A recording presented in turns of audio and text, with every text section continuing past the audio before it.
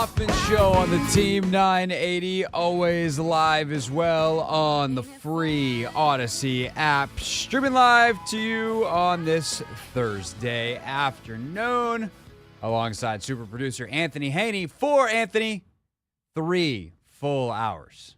We have 3 full hours for the first time in how many weeks? We didn't have any last week. Nope. We haven't had any so far this week. Nope. I think the Friday before that, It was the Thursday before that we had, I think, a full show. Yeah, I think there's a Friday before that we were at Cap One. Yep, Wizards game. But I might have actually been on until 7 that night. Because I think the Terps played, but they played late. You might be on to something, correct? So it's been a while. Don't worry, you don't have 3 hours of us tomorrow. We're back to 2 hours and some change. 2:45. Yeah, tomorrow's a Wizards night. Back-to-back games in Orlando. Hopefully tomorrow night goes better than last night. And? You see Kuz's quotes after the game? He said they can't guard a stop sign. Yeah. I think he's correct. I think to use the Anthony Haney phrase, he's on to something. It's not good there in Zardo's land. Not that we expected it to be, but good gracious, they are bad. So we start the show today. Eric Bieniemy said something that I think he shouldn't have said today. And not in a, like, it's problematic, not in a, like, it's wrong, not in anything other than, I think Eric Bieniemy hurt his cause to become a full-time play caller somewhere next year, whether it's to stay here, to go somewhere else, and have his own shop somewhere else, or certainly be a head coach. Because a lot of time this year we have spent saying, well, hey, Eric is doing this for the first time on his own, and that explains some of the rockiness at times. Now, regardless of how long he's been calling plays, which is something that he let out of the bag today in a way that you'll hear in a moment, but it's definitely with new personnel. It's with new quarterback. It's been an adjustment period, and there's always going to be an adjustment period. I know fans get really upset when we relay this, but Logan has told me that Kyle would say that it's 3 years in an offense before you really, truly master it. And most guys aren't on the same team for 3 years in a row. Most coordinators don't get 3 years, for sure. But how good can you be till you get to that mastery level? Well, I don't know that we're necessarily going to find out in this particular case. But certainly you haven't had 3 years. You're in your first off season. And full first season with Washington, without Patrick Mahomes, with Sam Howell, et cetera, et cetera. And so we've kind of just assumed that, like, part of this growing pain is Eric not having Andy Reid over him, not having that. It's not that he needs, like, an adult supervision. It's not like he's now swimming without floaties and we're afraid he's going to drown. But, like, it's a lot easier when you get to do something with someone as great as Andy is versus doing it on your own. And he is truly on his own with Ron Rivera not being involved remotely on this offense. And so today he was asked about how he's kind of seen himself evolve in this first year of his as a play caller. And turns out apparently this is not his first year as a play caller. Well, first of all, this is not my first time as a play caller. I've been doing this now for 6 seasons. So I've been in this role. I've been in this seat. I've been in this chair. And certain days are better than others. Obviously, you want every day to be a perfect day. But it's been fun. Obviously, you want to be at your best. And you always want what is best for your players. And so at the end of the day, you just keep striving for perfection and hoping that you can achieve that excellence. But we all know that it's a working process every single day. Anthony, I know your reaction was the literal exact same as mine, because when we talked about this clip pre-show, what did you say? I said, if this is year 6, you're not doing all that good of a job then. Questionable play calls. Like, it feels as though this is year 1 for EB, to be honest, if I'm being quite honest. If this is year 6, we're in a load of trouble. Yeah. Yeah, which is why, for Eric's sake, just take the first year thing. Yeah. Just let the narrative be that this is your first year. Hey, if they got it wrong, they got it wrong. I mean, I wouldn't lie to a potential employer. If I'm getting asked by an owner or by another head coach or by a GM, I'm not going to lie and be like, yeah, it's year 6, but I might be like, but obviously Andy had a pretty large role. Last year was the first year that was really on my own, and I learned a lot. Like, embrace the learning for your own sake, Eric. Embrace the learning. Embrace the fact that you're on a curve, because to your point, Anthony, if this is year 6, yikes, bro. We're going the wrong way on some stuff. And it's your first year without Mahomes, and that seems important, or first year without Mahomes in a long time. But it's not exactly like you've gone back to like you were calling plays for Alex Smith back in the day. Sam's somewhere between the two, obviously. Those are two very different people from an approach standpoint. I think Sam and Pat are much closer from an approach, but what you need to do to make sure that you insulate your quarterback is probably a lot closer to Alex, and you're passing at the highest rate in the entire league. And what continues to be nuts to me, Anthony, is I keep clicking when I'm going through some of the team stats and researching things. Where are the Commanders in yards per rush? If you had to guess, based off the efficacy of their run game, how effective it is, would you guess they are bottom 10, middle third, or bottom third of the league in yards per attempt rushing? I would probably say middle third. Try 6th in the league. Whew. They average 4.5 a carry. Some of that is inflated by some really nice Sam scrambles, but they're still averaging 4.5 a carry. If it's good, why wouldn't you do it more?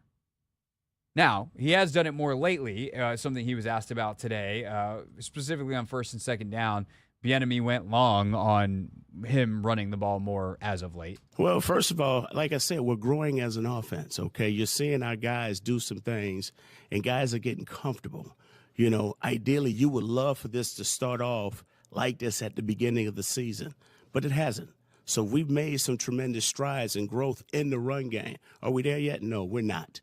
We still got to clean up some things. We still got to make sure that we're putting our guys in a situation where they can be more efficient and understanding exactly how we're going to handle certain things. But when it's all said and done, we got to go out and play. We have to execute better. And then I'm going to keep saying this. We have to finish. We have to sustain drives, and we have to finish, okay? And what I mean by finishing, you got to eliminate the penalties. You can't turn the ball over. When you're doing those things, you can't beat Jones Junior High School. So those are little things that becomes a focus issue that we need to make sure that we're clearing up. I don't think he's wrong in anything that he said, except for the fact that they have been top 10 in yards per rush most of the year, which, by the way, is shocking to me because I don't like the run game very much. Like, I don't think that they do a great job of generating explosive plays, but like there is something to just running it a little bit more and making life a little easier for your quarterback and slowing down a pass rush. And like, I think this just seems to solidify some of the things that I've had from a concern standpoint since very early in the year, which is they just drop Sam back too much. Like they just expose him to too much. And it's a philosophical thing. As a young quarterback, and I know Sam, like, we need to stop saying like Sam leads the league in passing. One, they've got one of the latest buys in the league, so that is helping. He's played an extra game compared to almost the entire league at this point. They have the last possible bye week next week. So, like, what, 3 other teams? If 4 teams per week have a bye, there'll be 3 other teams next week that will have played 13 games going into that week. Everyone else will have played 12. And right now, you're sitting at 2/3 or more of the league. I guess 8 teams have not had a bye yet. He's played an extra game. He's also thrown the ball more than everybody else. So he's got more yards, but that's on more attempts, and it also comes with the fact that he's tied for the most interceptions. You look at some of the more advanced stuff, the EPA per play or even the yards per attempt or whatever, it's not like he's bottom 10 in the league in a lot of stuff. And that's not me saying that I actually don't like Sam, that those advanced numbers tell you that he sucks. Because I watch the games. I see the moxie. I see the stuff. And I also see the improvement. I see him reading things out better than he did before. I see him taking less sacks. I see him moving well in the pocket. I see an O-line that has not grown, in my opinion, from pass protection standpoint this year. But I also see a quarterback who's facing defensive looks and facing defenses that are teeing off on him because they don't put pressure on you with the run game. And they haven't hit an explosive play in weeks. Like 30 plus, 40 plus yards down the field, big shot plays. They haven't hit them. The only thing they've gotten is the Brian Robinson run down the sideline bit on a broken play.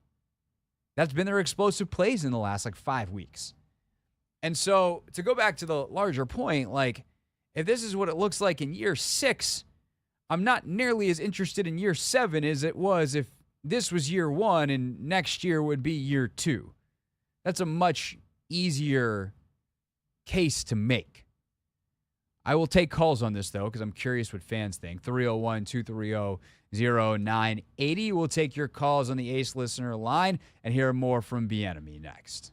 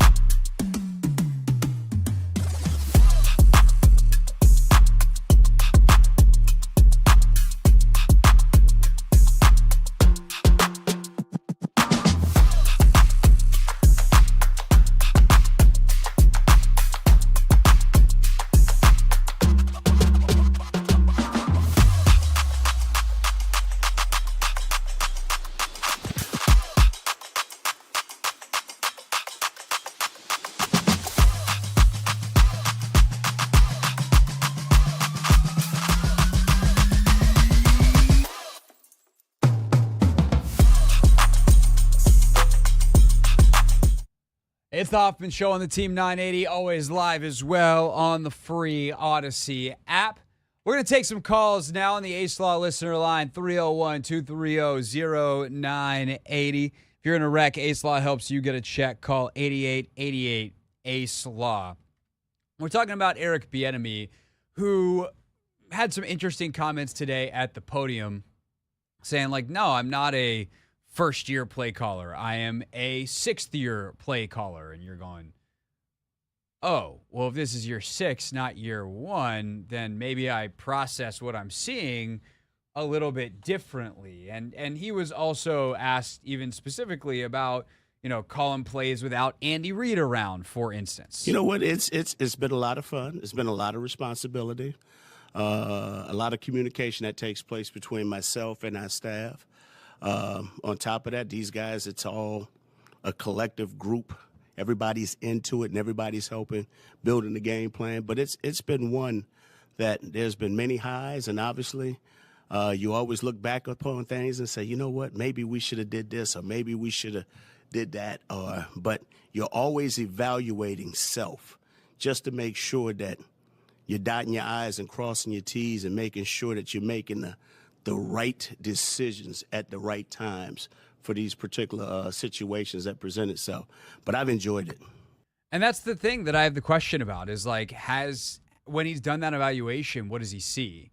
And it's hard because as an offensive coordinator, if you just could get better execution, every play would work. I think the hard part about being an OC, being a play caller, from what I can tell from my seat, which is a much easier one to sit in than Eric's by all stretch of the imagination. I don't know exactly what he makes, but I would imagine our salaries represent that in a fairly fantastic way for him. But realistically, like, it's not about could this play work? It's will it work? Like, what's the likelihood it will work? Calling the play that you trust your players to execute the most in a given situation is the job as much as anything, because all the plays are designed to work on paper. So what do we make of him saying, like, no, this is my 6th year doing this as opposed to my first? Obviously, Andy Reid had a say and a lot bigger voice in Kansas City than anyone has on his job here.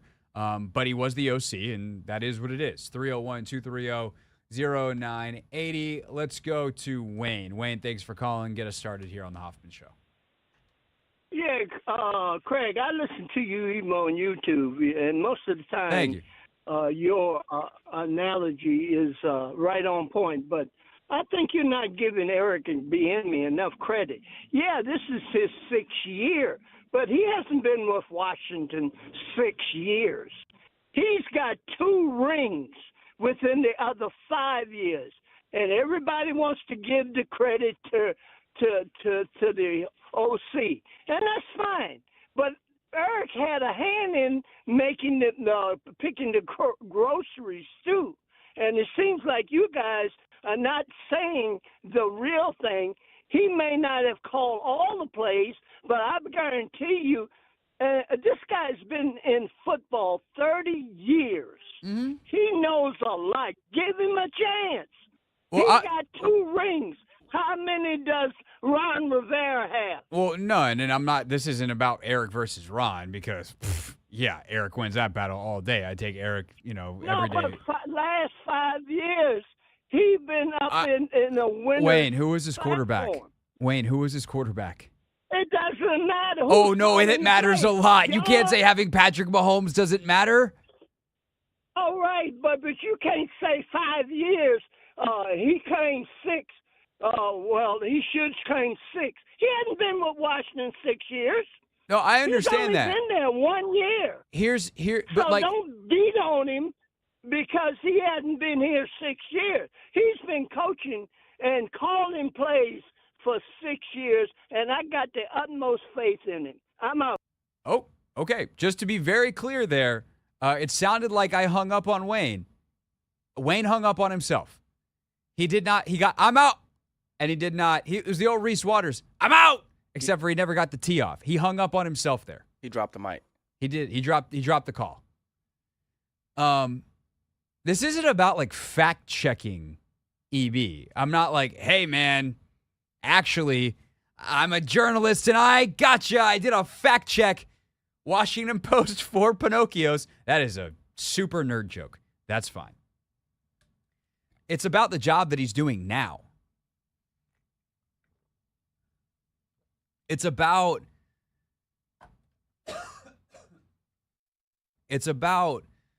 like if this is how you see football, are you adaptable outside of Kansas City? If this is how you see football, you might be amazing to call plays for Patrick Mahomes. And maybe he got more out of Mahomes along with Andy and everybody else that was there than anybody else would have. Like the Chiefs offense has not been as good this year without EB. Like, there's no question about it. But I'm not evaluating Eric Bieniemy as Kansas City Chiefs offensive coordinator. I'm evaluating him as Washington Commanders offensive coordinator, and I've got a lot of issues with how the season has gone. And it's not even a lot of issues. I think that's actually saying it too much. Like, you look at their passing concepts and, like, they make sense. There's certain things that they do schematically from a format or from a formation standpoint that you like. There's other stuff that I can't stand. There's certain calls in certain situations that drive me absolutely up a wall, such as the 4th and 1 call last week out of gun. Like, I hate that on principle. It's a terrible call.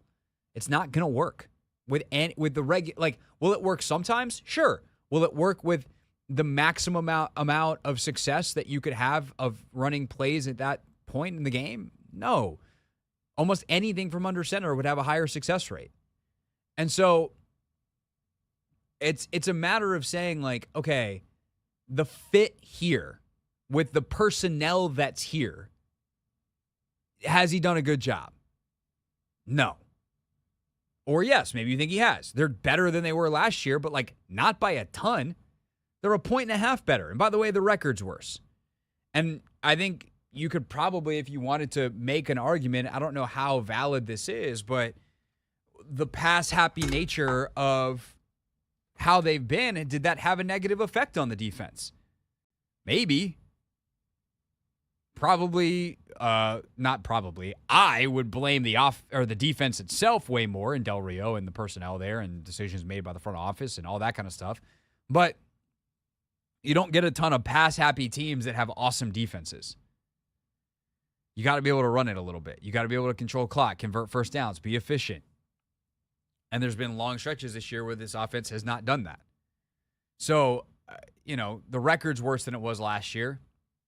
Is the offense actually performing at a higher level? Not by much.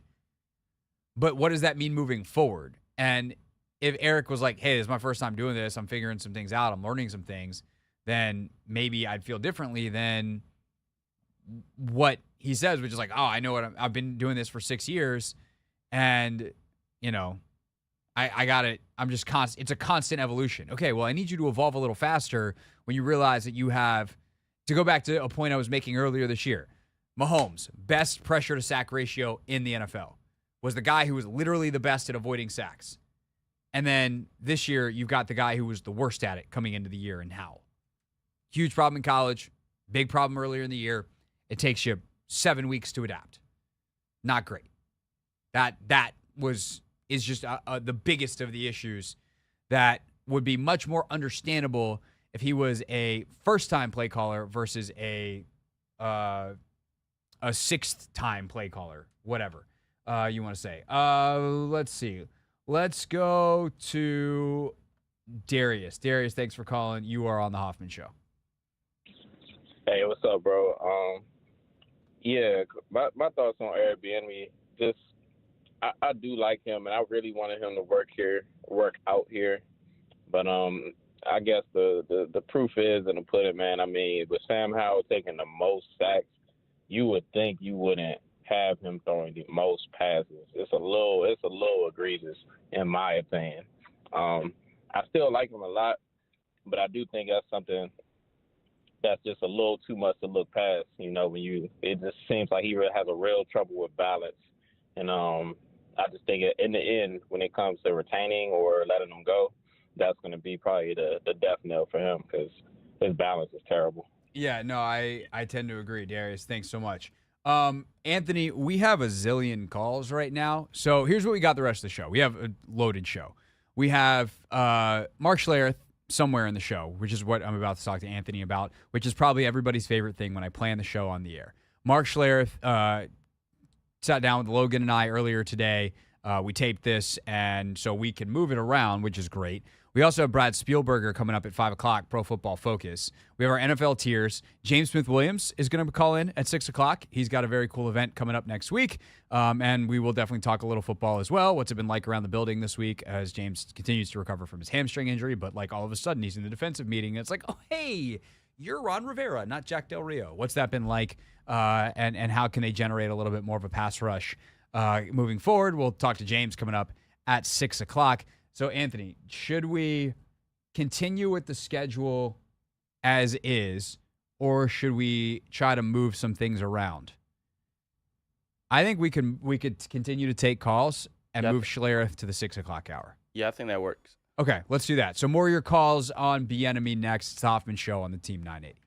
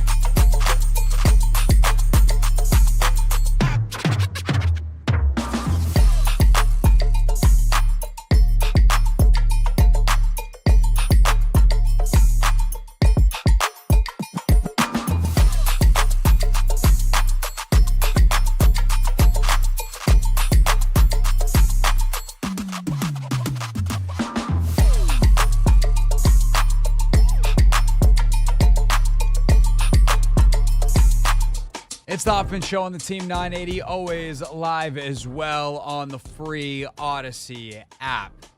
Talking about Eric Bieniemy and his progress as offensive coordinator in Washington after today. He said, when asked by John Keim, like, what's it been like for your evolution as a first-time, full-time play caller? And EB said, no. I've been in this chair for 6 years. And you're like, oh, well, I don't know that makes things better, but let's talk it out. 301-230-0980. That is the Ace Law listener line. Let's go to Lap. Lap, thanks for calling as always. You're on the Hoffman Show. Hey, what's up, Craig? What's up, bro? Yeah, that I guess it kind of sounded a little cocky the way he said it. And you would think that with that experience, he would be more productive, here going into a new situation. But it's different, man. And the reality is, even though you got 6 years, one year is here. You know what I'm saying? So you still can grow, you still can learn, you still can get better, you know what I'm saying, at your job. I always tell my kids, you never stop learning until you die. So you can always learn something new every day. I like Eric Bieniemy. I hope he sticks around. I think it'd be cool to see Sam in the system with him again. And I always thought that if Sam Howell would have played last year towards the end of the season, you know what I'm saying, I think we could have, made a run, you know what I'm saying? And it's just unfortunate, you know what I'm saying? So he's got to use this time to learn and grow and develop. So I guess we'll see, man, in these last couple of games, and that's what I'm excited to look forward to. I don't want him taking the sacks and stuff, and I do wish we run the football more based on the stats that you had said earlier about the run, average yards or whatever. Yeah. So I guess we'll have to see, man, and go from there. But I guess at the end, Long's Ron Rivera's gone. Craig. You don't got to worry about that, bro. I want Wes Unseld Jr. gone, too. I want Wes Unseld Jr. gone, too, man, because it's hurting, man, being a Wizard fan, too, man. Wizards right now are in a bad way, and it does seem like there's some issues there. But we're gonna save that for another show. Lap, always appreciate you calling in. And certainly, yeah, the Rivera thing is going to happen. It's just, at this point, you've got your head on a platter. The head is that of Jack Del Rio, and you'll get everyone else after the season. The idea of keeping Eric and Sam together is not crazy, but I think you want to start fresh next year. And some of that's just bad luck for Eric, right? He took this job thinking maybe I'll be the guy next year. And I think the way the season has gone, it's gone so poorly that if they finish like 8-9 and the offense is peaking at the end, then maybe you go, hey, like, let's get Eric. And maybe, who knows, maybe Eric figures something out here in the last couple of games. And, 5 weeks from now, we're like, dude, they just averaged 30 a game for the last 5 weeks. Like, you got to keep Eric with Sam. Like, let's go. Let's do this. And I can't rule that out. But I think the way that it's gone, averaging low 20s, the splits being as wild as they are, there's a lot of stuff where you just want to start over. If you're, Josh Harris, Mitchell Rales, Magic Johnson, and anybody, Eugene Shen, those are the main people that we're talking about here, the biggest people in the ownership group, David Blitzer as well. Really, it's Harris's call. But then, Eugene Shen, the analytics guru who they brought in, is their top football advisor within the club right now that is truly their person. So I think that, Eric's a good OC. There's no doubt about it. If you want to bring in an offensive-minded head coach, that person's not going to want Eric here. That person's going to want their own to set up, hopefully, a staff where it empowers them to be the de facto OC as well, kind of like Kyle has set up in San Francisco, where there's a lot of the administrative stuff that he assigns to other people, and the staff is set up that way so that he can thrive, maximizing his skill set, which is as much OC as it is head coach. With all of that said, like, it's not there's just a balance of like, yeah, he's learning the system here, he's installing it here. It does take time with the nature of the mistakes, if you think them to be mistakes, like I do, that he's made in terms of the run pass splits. Like, that's just not that hard to fix. Call more run plays. Quit running short yardage stuff out of gun that gets crushed with regularity. Like, there's just easier, better solutions that are making a different decision versus, oh, we're not executing that well enough yet. That to me is about that. Let's go to Ron in Richmond. Ron, thanks for calling. You're on the Hoffman Show. Hey, how you doing, Craig? Doing well. Thanks for calling. I have a question, and please don't take this personally, but Eric's been there 1 year, and it's a new system for Sam, and it's a new system for the team. Normally, it takes teams several years to be able to become proficient at a new system, right? Correct. I mean, that's normally what happens, right? Correct. So why are we hopping on the fact that they're not scoring a hell of a lot more points, number one? Number two, I guess, this always perplexed the heck out of me. What qualifies you guys to question what kind of OC is? I don't recall you being an OC for anyone or any team or having any kind of experience.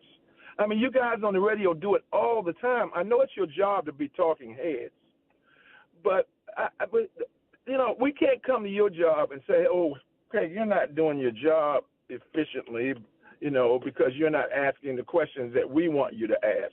And that wouldn't be fair to you. Well, that doesn't stop a lot of people, Ron. Let me tell you what. This job, most people think anybody can do it. Well, I'm not going to say that because I think it takes talent. I appreciate that.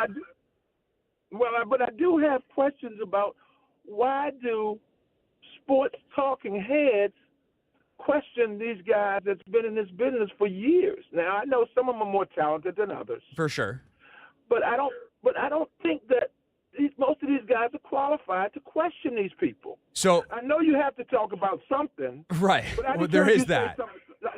But yeah, Ron, I actually want to engage you on this question. So I'm going to try to answer it the best I can, and then you let me know what you think of my answer, because I think this is actually a very important question for our entire industry. So I'm not going to take it personally here. But here's the way I would answer it. One, I do think there is a responsibility that not everyone in my industry agrees with for us to actually know what we're talking about. I have never called plays. I've never worked for an NFL team. That is for sure. But I've done a lot of talking to people who have. I've done a lot of reading on my own.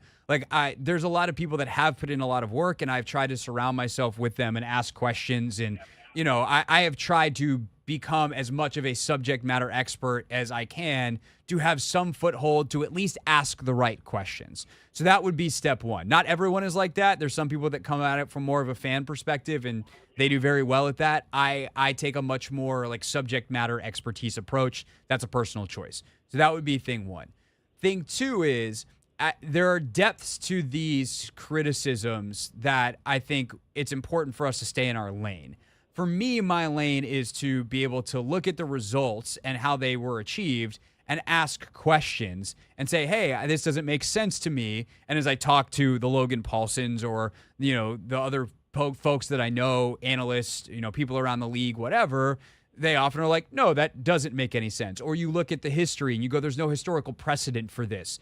Teams don't win running the ball as rarely as the Commanders do, for instance, to do a very simple one. That is a very different level of knowledge and expertise than it takes to solve the problem. I would never, ever say I could go call a game.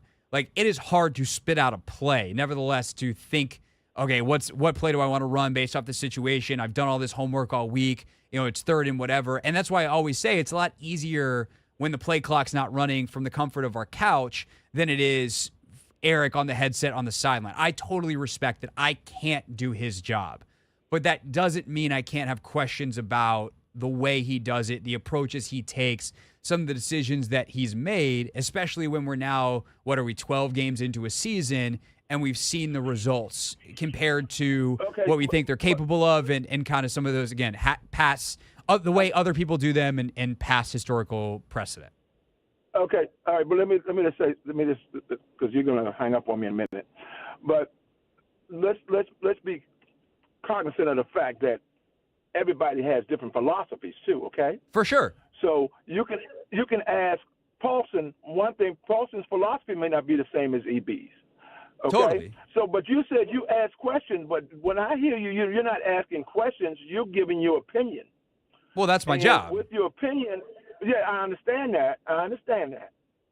But it's still, even if I can get opinions on the Secretary of State and how they do their job, right? For sure.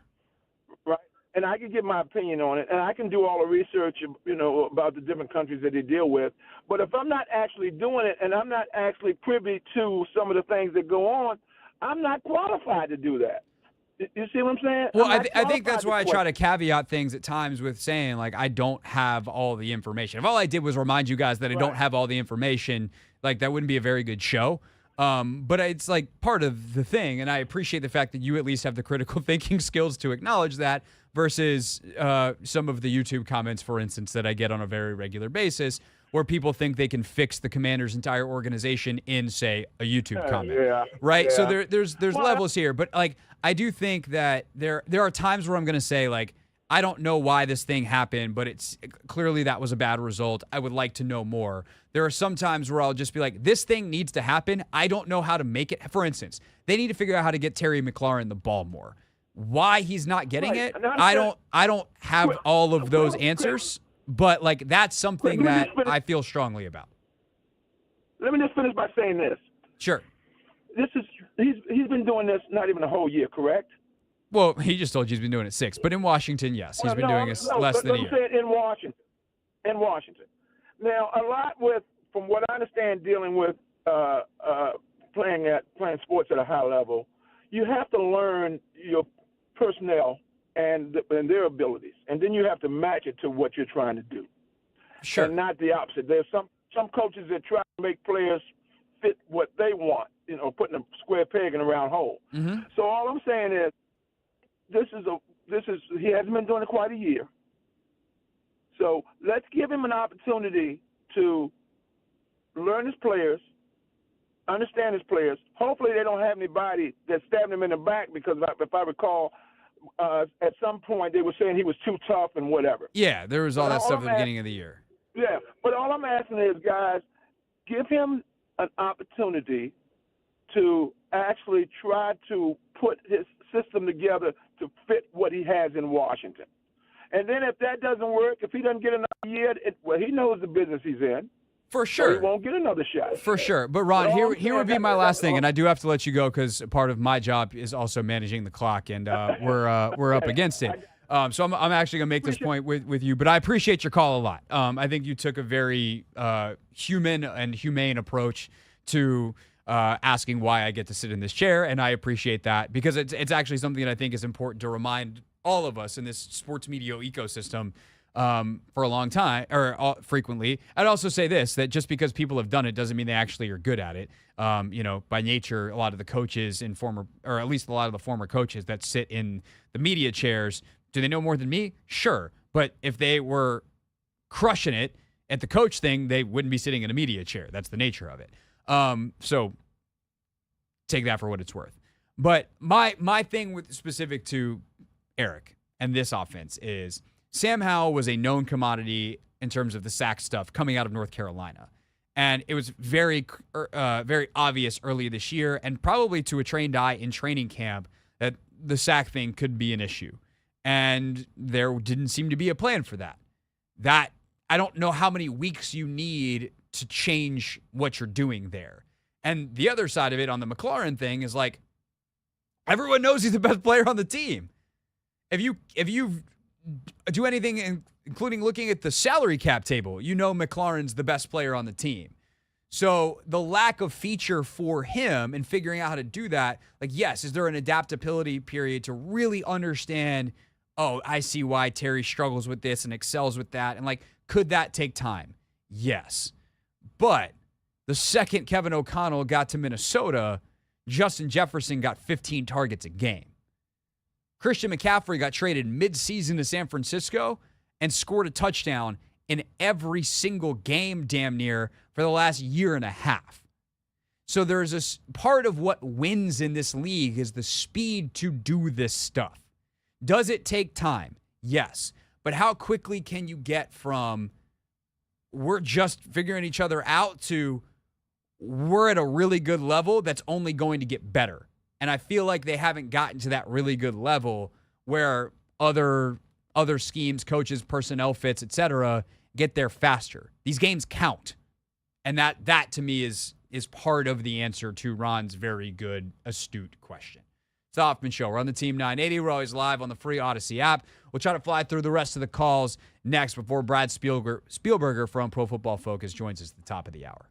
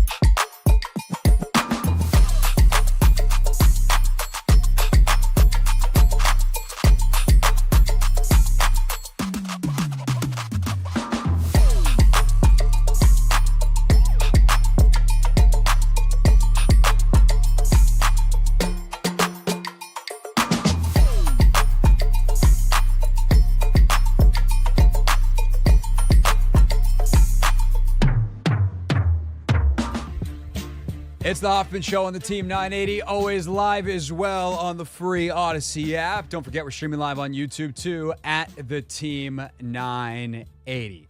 Let's get through these last couple of calls. Anthony, what line should I go to? You can give me a hand signal. You can just say a number. We got like 4 minutes before Brad Spielberger from PFF joins us.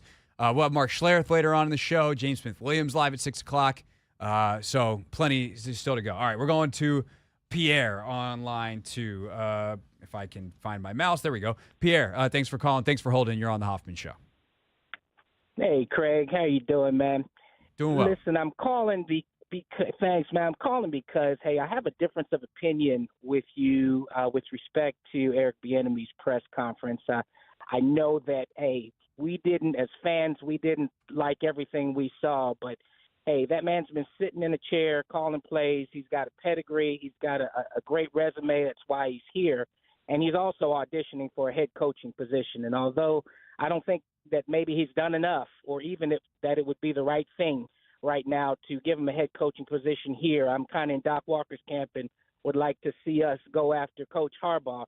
I do think that this team has improved in many offensive categories, and I think that he is directly, responsible for that. Yes, we've got to figure out a way. He's got to figure out a way to get our best player the ball more often, and I think that obviously a run game is important. But I think this guy has been really trying to train up a rookie quarterback for situational football in this league, and that's what he's been after this year. So, I would like to see us, continue to give him the opportunity to improve this offense. And I for one, am happy with what he's done.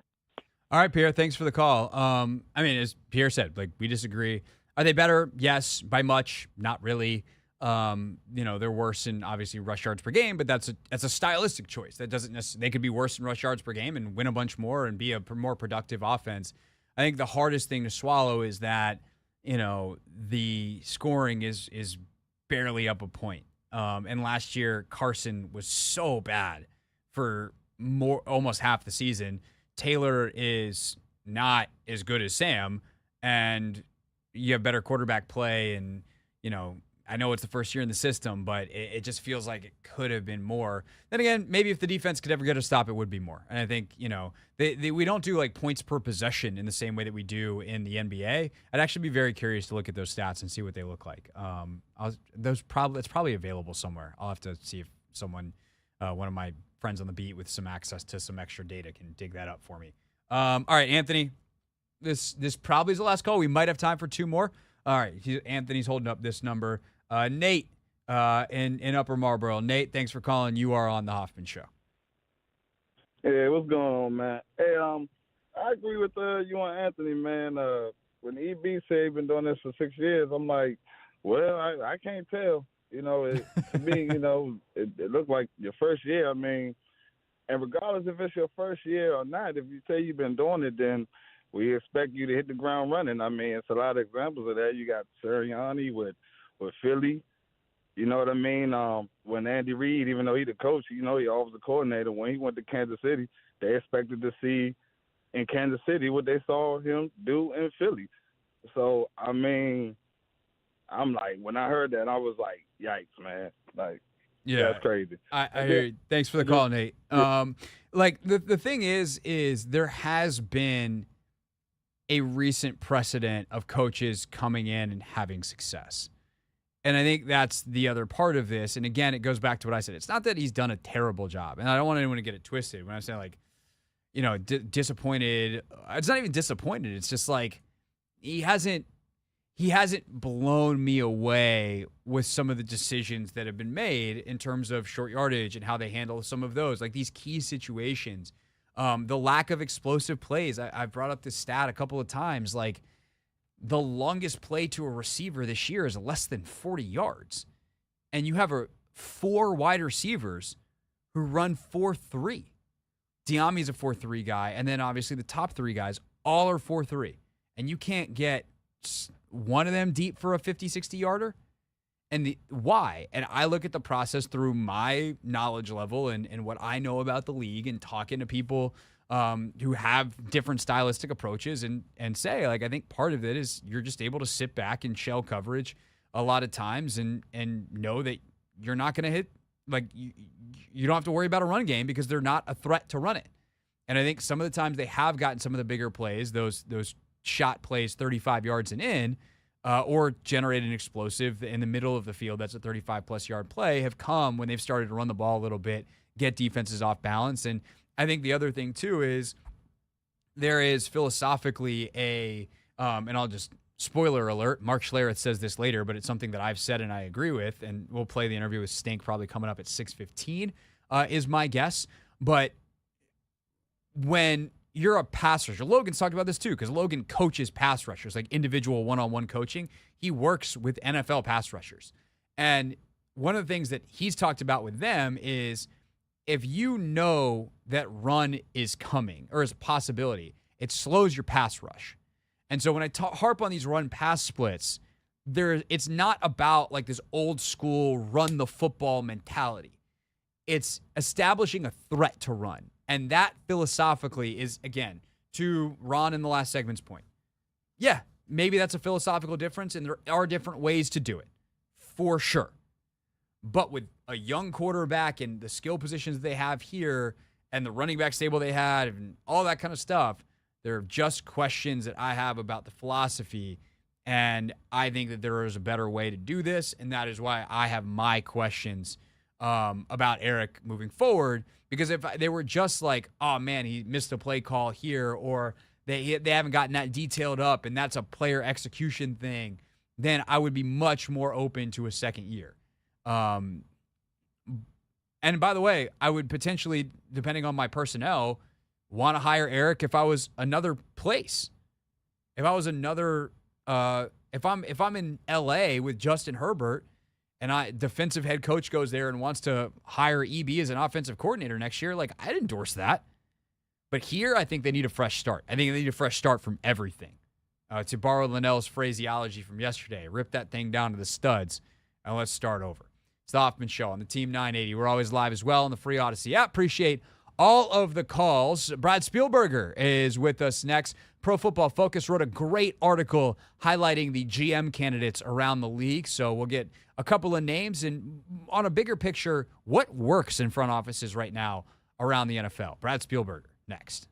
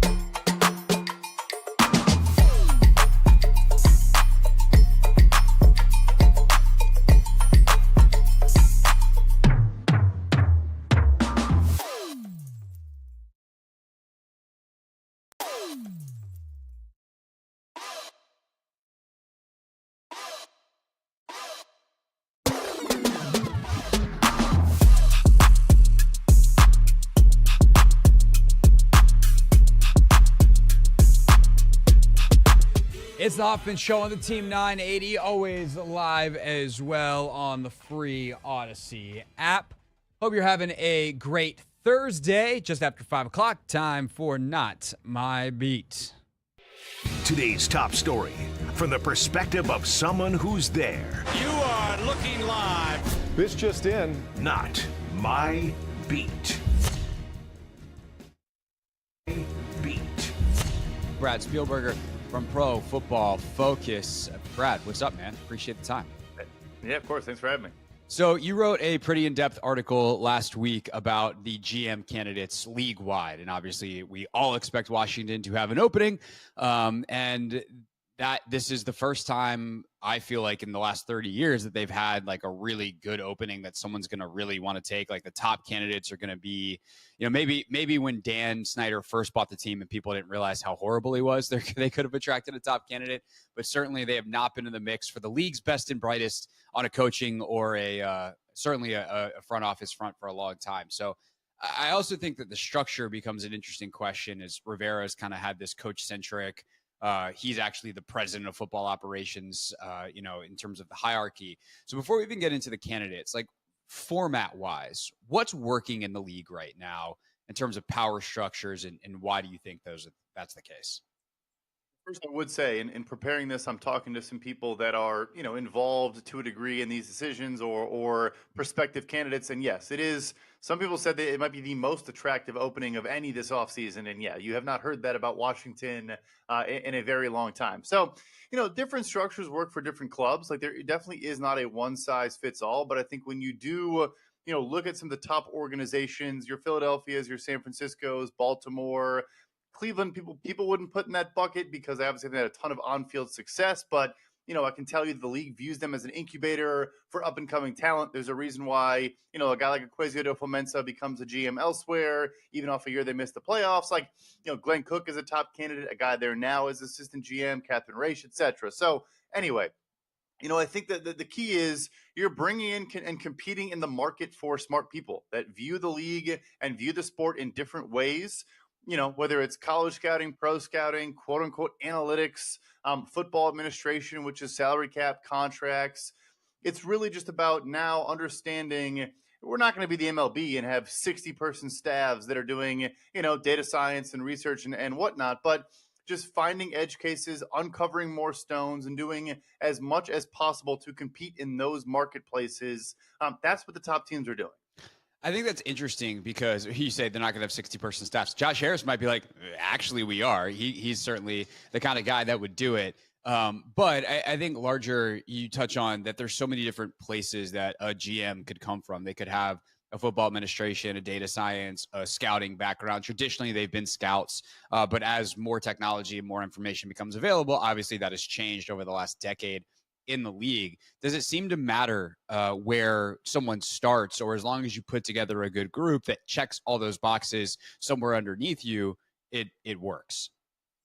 That's the thing. And so I think that, the maybe the complaint at times with the top scout, quote unquote, general manager is that guy going to be the best leader of an organization, right? Where not saying they can't be, but you go from you're on the road, grinding the pavement, scouting, going to college games, going to campuses, doing all of those things to then, hey, you're now the CEO of a big company, right? Like that's really what you are. You're having conversations about, hey, we have a new practice facility we're trying to break ground on in construction. We're doing this, that, the other. You're dealing with legal matters. You're dealing with things that never crossed your mind when you were, just a scout or a personnel, person. So that's the big thing is I think that those guys still are certainly capable of doing that, but there are these ecosystems within teams where you have football operations people that are solely there to run that portion of the business and allow other people to stay in their silo and focus on their subject matter expertise. So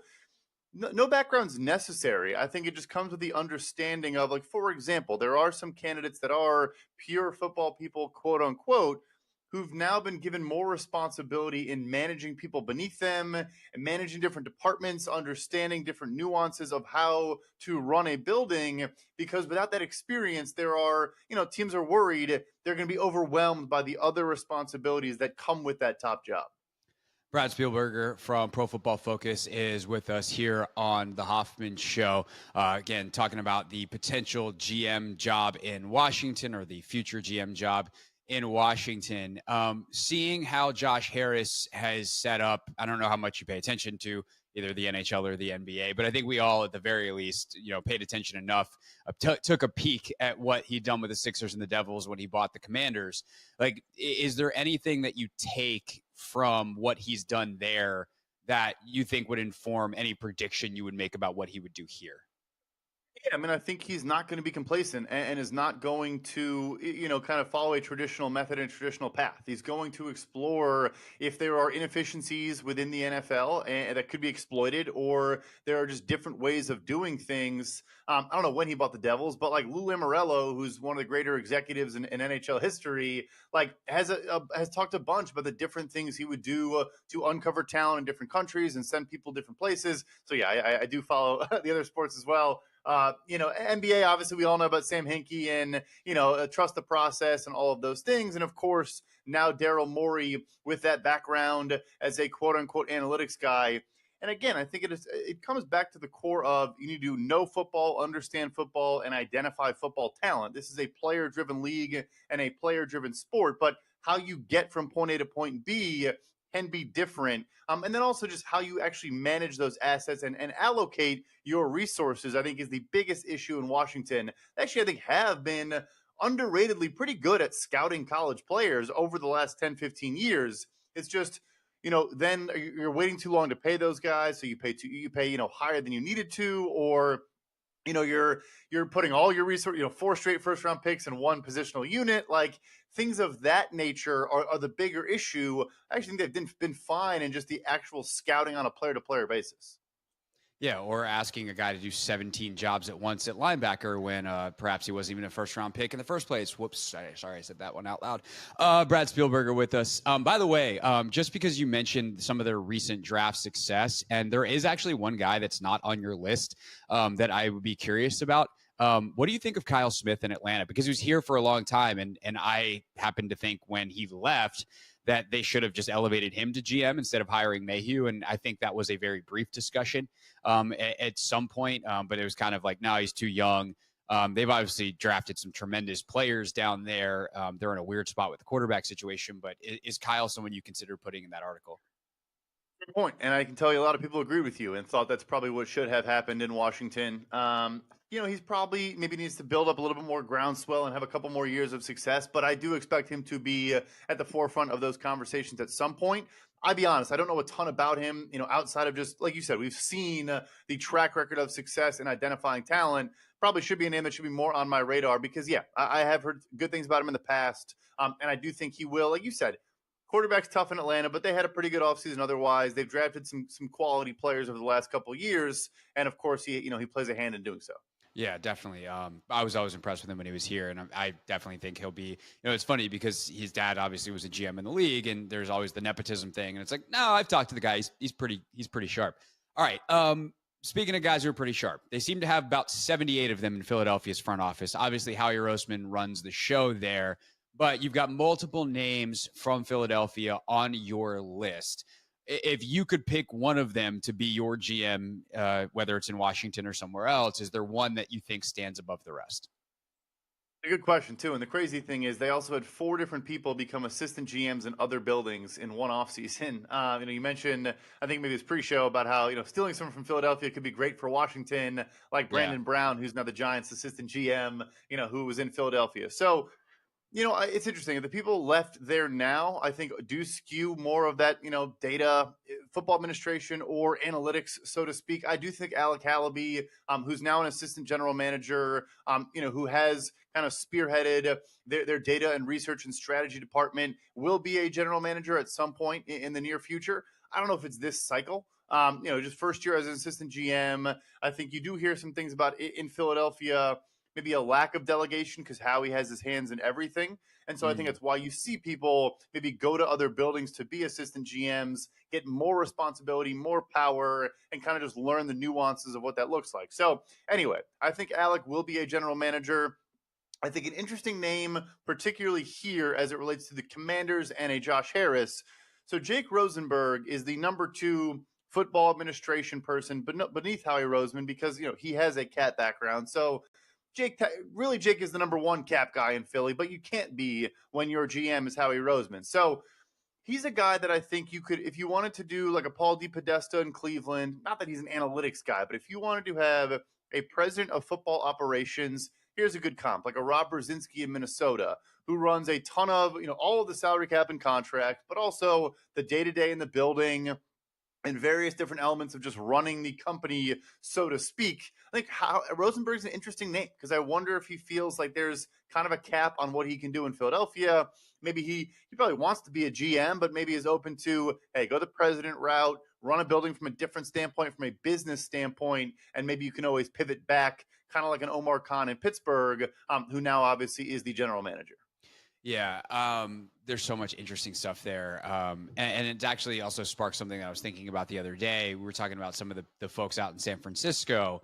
And I said to my producer when we were having this discussion off the air was, like San Francisco is a little less intriguing to me than, say, a Philadelphia, because I think Kyle is so smart and he's the most important person in the building that he can make, like, obviously they've done a tremendous job. This is not to take away if you can only do the job that's in front of you, but Kyle Shanahan can make you right on a lot of stuff. And Kyle knows exactly what he wants because he's so detail oriented. So as you think about like Howie having his hands in everything in Philadelphia or the way Kyle operates in San Francisco, I'm curious if that plays into your evaluation of these candidates and why I say, like Cleveland, you mentioned, doesn't necessarily make sense on paper. And obviously they gave Deshaun Watson the worst contract in the league, but I'm guessing the ownership has something to say about that. So like, as you evaluate the different front offices, how do some of the biggest impact players, Howie Roseman and Kyle Shanahan, impact those evaluations?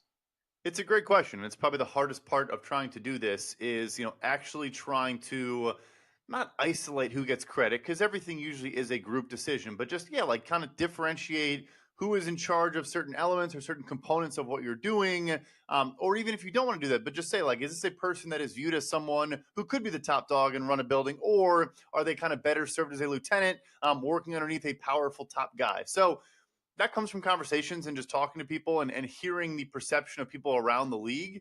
I think the thing with Philly, as much as I have heard, like, how he is so involved and so on top of everything, but they also, like Andrew Berry, for example, who's now the Browns general manager, like he was just working in business. Like he wasn't really involved in football, but they want to be a place where they just bring smart people in and just coach them up in the business of football, but still use their foundation and leverage their their kind of core understanding of just business and then apply it to this game. So it kind of goes both ways. Like you also want to see people who worked underneath people. You mentioned Kyle Shanahan. I've heard Parag Marathe in San Francisco is as good as it gets in terms of just running, like Jed York's entire operation.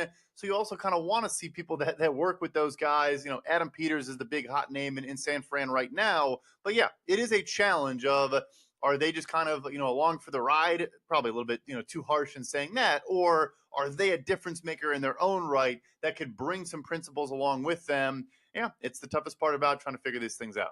Well, right, because I would say if I've worked with Kyle, I would pitch to another, like, look, Kyle knows exactly what he wants. I went and found it.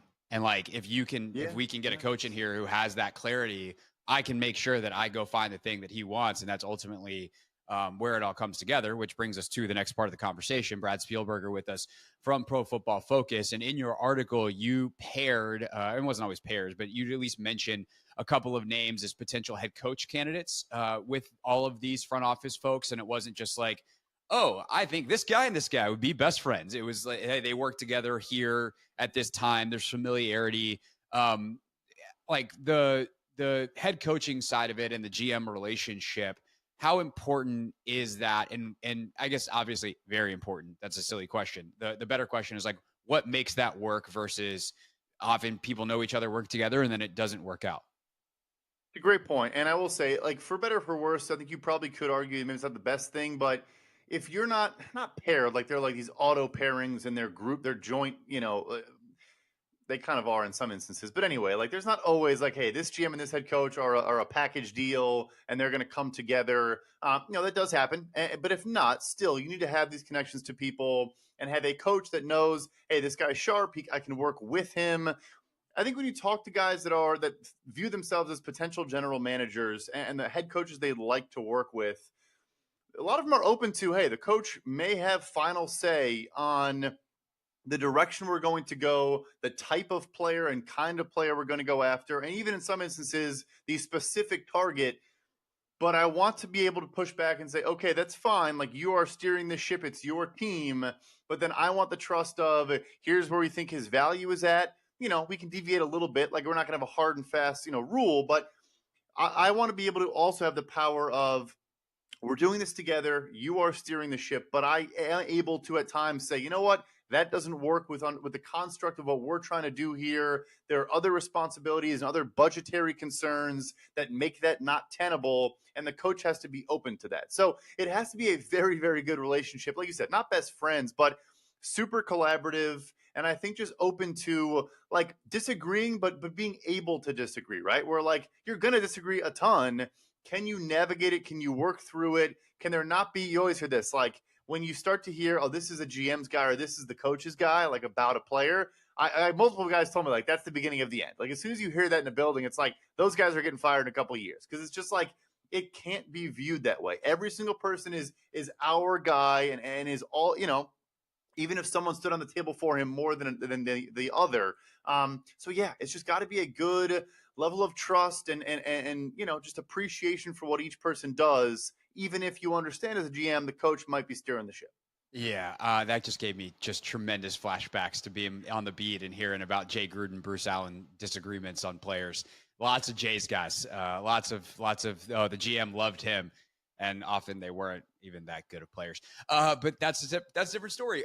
So you mentioned Eric Bieniemy quite a number of times in this piece as a potential head coach pairing for a number of GMs, whether it be here or elsewhere. What is Bieniemy's where is Bieniemy's stock around the league as a potential head coach candidate after this season, working with Sam Howell away from Mahomes and Reed, et cetera? I think he's boosted it to a degree. I think people wanted to see, can he run an offense by himself? And he's done that. And look, is the offense perfect? No, but it's an unproven fifth-round pick quarterback that played one game last year, and there's been a lot of good there. Obviously the sack issues. We can talk about Sam Howell in a different light, but I think there's been good. The route combinations have led to a lot of successful downfield passing. There's good spacing in this offense. Sure, you could say maybe you'd like to run the ball a little bit more, and the balance isn't there. But the funny thing is, Bieniemy is a running backs coach at his core, and I think probably would agree with you, but probably the defense is going to give up 30 points a game, so we need to score a lot. Or I'm not making excuses for him, but I don't think people would view that split and say that he's going to refuse to kind of go against that split and have a more balanced attack. If anything, he probably wants to, but just feels like he can't. So I think it's gone up this year. I do. And I think he's been able to work around some deficiencies on the offensive line. They do have good pass catchers, and maybe we'd want to see more production from a Terry McLaurin, from a Jahan Dotson. But you're also getting a lot more out of guys like a Byron Pringle and a Jamison Crowder. Curtis Samuel's popped off at times. There's been a lot of positive, I think, to take from, for a first year with a fifth round sophomore quarterback. I would imagine his stock has increased a little bit underneath the shadow, or no longer underneath the shadow, of an Andy Reid. Yeah, I'm very curious to see this offseason. I tend to think here they should just clean house and start over, but that doesn't mean that Eric shouldn't get a really great job somewhere else. Or if I was a head coach, I wouldn't want him as the OC, or I wouldn't interview him necessarily as an owner for a head coaching job. Last but not least, to kind of wrap up this conversation where we started, you mentioned Washington might be one of the best jobs on the market because of Josh Harris, new owner, who probably doesn't have new owner syndrome in the way some other new owners do because he actually owns other teams and a litany of other factors. But I want to ask you about the roster. Is the roster seen as a positive here? Or is it just the fact that you could easily remake it with the cap space and the draft picks? Because I think that's been a large topic of conversation on our shows the last couple of weeks is I actually think the pendulum swung too far, that people think this roster is terrible. And I'm like, no, it's poorly coached. There's actually talent here. So what does the league say about that? Yeah, I think it is both. I think there are foundational building block pieces. The interior defenders, of course. I mentioned the two receivers. You want more on the offensive line, but you have a bunch of 5 top 100 draft picks now. Howell has at least done enough to you could go into 2024 with him as the starter. Maybe he doesn't become the long term guy, but you have an option. A guy that can play quarterback in the NFL. You're not like in Atlanta where it's like, okay, we know we don't have a guy. We need to figure that out. And then, the resources are plentiful. I mean, they basically didn't spend the last 2 years in free agency at all. And obviously extended internal guys, but aren't paying a ton of people. So I think it's both. There is young talent you can build around, and you actually have the resources to do so. And the owner thing is important too. And the owner syndrome is a great point. Like, David Tepper in Carolina is doing David Tepper things in Carolina. Yikes. Yeah, go ahead. I just said, yikes. I have no additional analysis here. Just full on yikes, bro. Yeah, exactly. So I think there is a belief that Harris is going to be hands-on at appropriate times, but hands-off when necessary, and let the football people do the football things. And that is, by the way, people always ask me, like, as a prospective GM or head coach, what do they care about the most? Is it cap space or talent on the roster or the quarterback? It's literally like, what owner am I working for, and how much is he going to meddle in what I'm doing? That is the number one answer 90% of the time. Yeah, and the second thing is, how much is he going to pay me? And Josh Harris will pay people and leave them alone, and that is an amazing boss to work for. Brad Spielberger, Pro Football Focus. This was great, man. Let's definitely have you back sooner rather than later. Much appreciate the time. Great work on all your stuff at PFF site. Read them at pff.com. Brad, thank you, sir, and we'll talk soon. Yeah, thank you. Have a good one. This is the Hoffman Show on the Team 980 and the Odyssey app.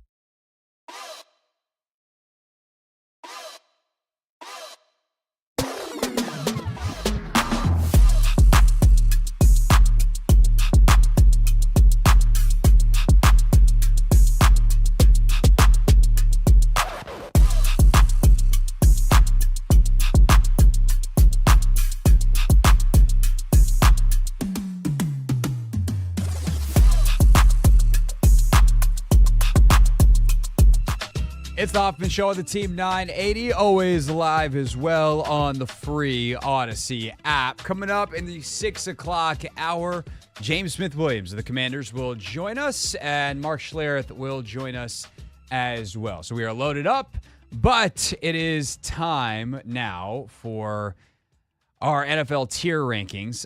We do this 5:30 on Thursdays. Anthony, are you ready? Greg, I've been waiting 2 weeks. I've been waiting patiently. I think I've been looking forward to this day all week long, and it's finally here. Yeah, I've been looking forward to it too, but then I had a horrible realization. I think when we get to the end of this, we're going to have to do something unfortunate. Oh, I already know what you're going to talk about. Yeah.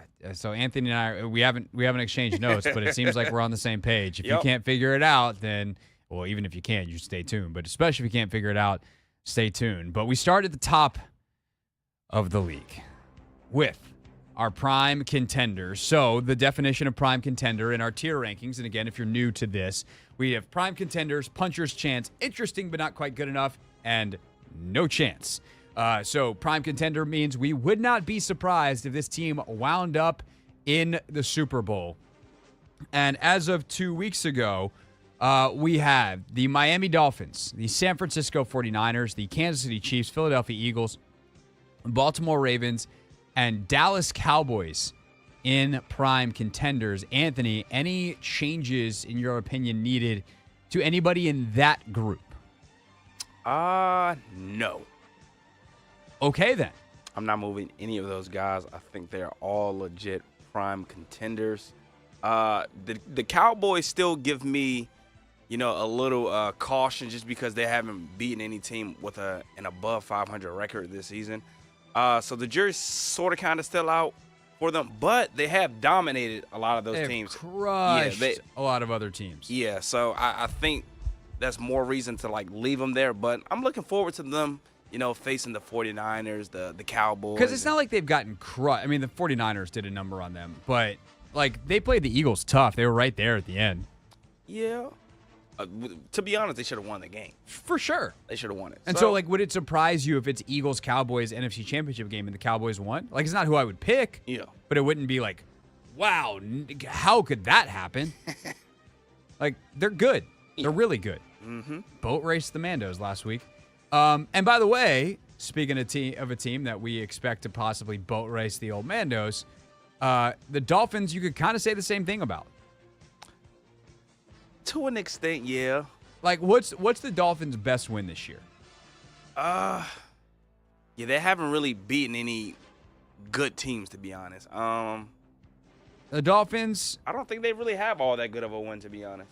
Their best win is probably over Denver, who they beat 70-20 because they scored 70. Yeah, but they caught Denver at a good time. They did. It's not like they beat this version of Denver. Yeah. Buffalo trounced them pretty good. That was when Buffalo was at the absolute peak of its powers, and they've obviously had struggled since then, in part because they had a bunch of injuries.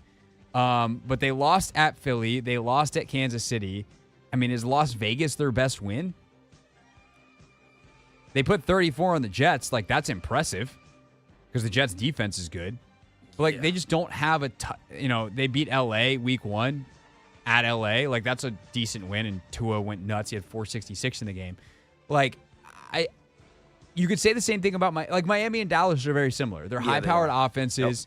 Yep. I think Dallas's defense is frankly better. I think Miami's offense is better, but Dallas's defense is better. And their strength of schedule isn't very good. They've lost to the teams that are better, although at times often in competitive games. And they've absolutely demolished the weaker talent or the weaker teams on their schedule. Yeah. So there's that. Yeah. Then you have the Eagles, who just find ways to win. Have you seen what they do? The gauntlet of their schedule? It's crazy what they have. They're 3-0 right now. They have 3 more games, which is even crazier. Meanwhile, Baltimore, they are figuring it out. So, I think a couple weeks ago when they lost to the Browns, we were like, oh, God, are we going to have to take them out? But they bounced back. Really nice win over the Bengals. Obviously, no Burrow. They beat the Chargers and hold them to 10 points last week. Yeah, but it's just something about their offense still. The defense is drawing parallels to the 2000s defense, which is crazy. And guess what? They have the numbers sort of kind of to back it up. No, they don't. Yeah, they do. There is no freaking way. Hey, Dude, look, okay, hold on. Hold on. Go ahead, Craig. 2000 Baltimore Ravens. Go ahead, Craig. Defense. And then look at 2023 Baltimore Ravens. They've been drawn Has someone parallels. already done this graphic for me? It's really Possibly on Twitter. You know, Twitter's undefeated. The internet is undefeated. for whatever reason the first thing that comes up is this blog post from Baltimore Beatdown, and the headline is "The Ravens defense is quote a bunch of a-holes," Oh my gosh. which is hilarious. They have allowed. Let's see. There's a stat somewhere in here that references it. The 2023 Ravens defense is being compared to the 2000 unit that led the league in points allowed, 10.3 run defense, 60 yards allowed, and takeaways. This year's Ravens defense is allowing 13.8 points per game, 91 rushing yards, and 13 takeaways. I mean, those numbers aren't even close. Like, it's very good. Like, those are league best numbers, but like, don't be disrespectful to how good that 2000 team was. Yeah. They allowed 10 points a game, 60 rush yards a game, and they had 49 takeaways in 16 games. Yeah, That's asinine. Yeah. That's like that. The Commanders have 49 takeaways in the entire time Del Rio was here. Probably I'm not even not. being facetious. Probably not. Gross. Yeah, Chiefs obviously stay where they're at, and especially if their offense woke up in the second half last week. Niners have looked incredible since the bye. All right, that brings us to puncher's chance. We had the Bengals in here. They obviously need to go. Burrow injury happened since the last time we did this. The question is, Anthony, are they still qualified for interesting but not quite good enough, or are they all the way down already to no chance? I think we can put them in interesting but quite not good enough. They've lost 3 in a row. Or sorry, no, they've lost 2 in a row. Yeah, they lost to the Steelers last week, and then the week before that. No, sorry, looking at the wrong end of the schedule. They lost 3 in a row. Oh. They lost to the Texans. They lost to the Ravens. They've lost to the Steelers. They are 5-6, so like they're kind of in the mix from that, just a sheer record perspective. But I mean, I don't. I mean, they barely lost to the Steelers. Like, we can put them in interesting for now. We'll give them the benefit of the doubt. Jake Browning doesn't look that bad. Okay.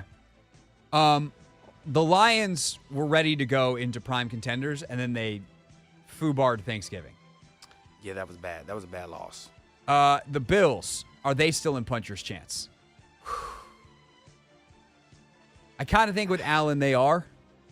I mean, they just gave the Eagles the best game the Eagles have had in a while. Yeah, but the Bills just can't get the job done, though, Craig. But that's the thing. Puncher's chance. If they land the knockout. I mean, I guess we can leave him there just because Josh Allen does seem to have found something, get that offense going. I'm going to say if they lose this weekend, I don't even know who they're playing, but if they lose this weekend, we knock them down. All right, bet. Browns. Do they still have a puncher's chance with all their quarterback issues? Joe Flacco's starting for them this week. And Myles Garrett is a little banged up. And they just lost. Like, the dominance of early season that gave them a chance, I think, is gone. Yeah. All right, so I'm moving Browns down to interesting, but not quite good enough. And the Texans, I still think. I'm leaving them there. And the Jags, those two teams played a great game this past weekend. I think they're fairly equal, and they belong in that next category. Yes, sir. The puncher's chance. Which leads us to interesting, but not quite good enough, where I think we are going to take a number of teams, potentially including the home team, and downgrade them. But has anyone been able to? We've had some teams graduate out of no chance. Is there anybody that can move back up into the interesting category? The back half of our power rankings next on the Hoffman Show on the Team 980, streaming live on YouTube and always live on the free Odyssey app.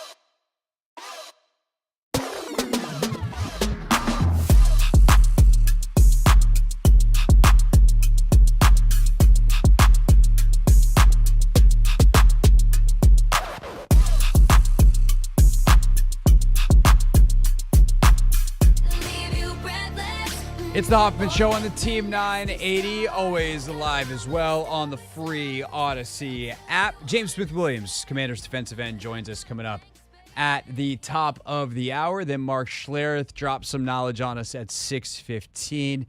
A little special sneak peek of Take Command that'll be dropping tomorrow. Okay, we are on the back half, though, of our NFL power rankings. We've gotten through, we've gotten through the incumbents, if you will, of our prime contenders and our puncher's chance. So, prime contenders, Dolphins, Niners, Chiefs, Eagles, Ravens, Cowboys. Puncher's chance so far, Lions, Bills, Jags, Texans. So, Anthony, we dip into the interesting but not quite good enough group previously. Is there anybody here that needs to be moved up to puncher's chance? I can't believe I'm saying this, but like Denver is on fire. They are playing so well. Like to the point that I'm like, I don't know. I guess they could win a playoff game. Is there anybody else in this list, though, that perhaps is more deserving? Anybody that we need to watch out for? We got to put Pittsburgh up there. You think Pittsburgh has graduated to puncher's chance? I think so. What are they? 7-4. They're 7-4. 7-4. Their offense showed signs of life last week. Over 400 yards for the first time, and Lord knows when. Yeah. Finally, they can push the ball down the field. They can lean on Najee Harris and Jalen Warren. They've also got a soft schedule coming up. Yeah, they have. The next 2 weeks, they have the Cardinals and the Patriots. And then they got the Colts coming up on the 16th. There you go, then. And to be honest, in the AFC, as competitive as it is, they're probably only going to need 9-10 wins to really get into the playoffs. They're definitely going to be in the playoffs. And at that point, if they could put together some, nasty Pittsburgh game, I mean, my thing is they could win a playoff game. I still think their defense is going to define them, and they're still missing Minkah Fitzpatrick. I don't know when he'll be back, but early in the season they were able to, get more turnovers. I'm reluctantly with this. Yeah. Reluctantly. I think I got to go with I think they're because and the thing is, Craig, we keep on overlooking them. That's the thing though. They continue to win games. Are they actually good? I mean, but they'll be in the playoffs, and that's really all it takes, to be honest. Their defense is good. Offense still takes. That's the thing is their defense. If they get Minkah back and he becomes playmaker, Minkah is nasty. Yeah. And at that point, even though it's Kenny Pickett, even though it's this offense, I guess they got to be up there. I think they're going to raise their level of play come the playoffs. They got Cam Hayward back. T.J. Watt is still doing what he does best. I think this could be a scary team just because of their championship pedigree, Mike Tomlin as the coach. They could be scary if you're facing them in the first round. Yeah, I mean, I definitely would never want to face Pittsburgh because I just know they're going to be well prepared, etc. Okay, the Seahawks were a team that I think we would consider a couple weeks ago, but with Geno's injury and everything, no. None of the NFC South teams. The Chargers continue to charger themselves. Yep. So they're a no.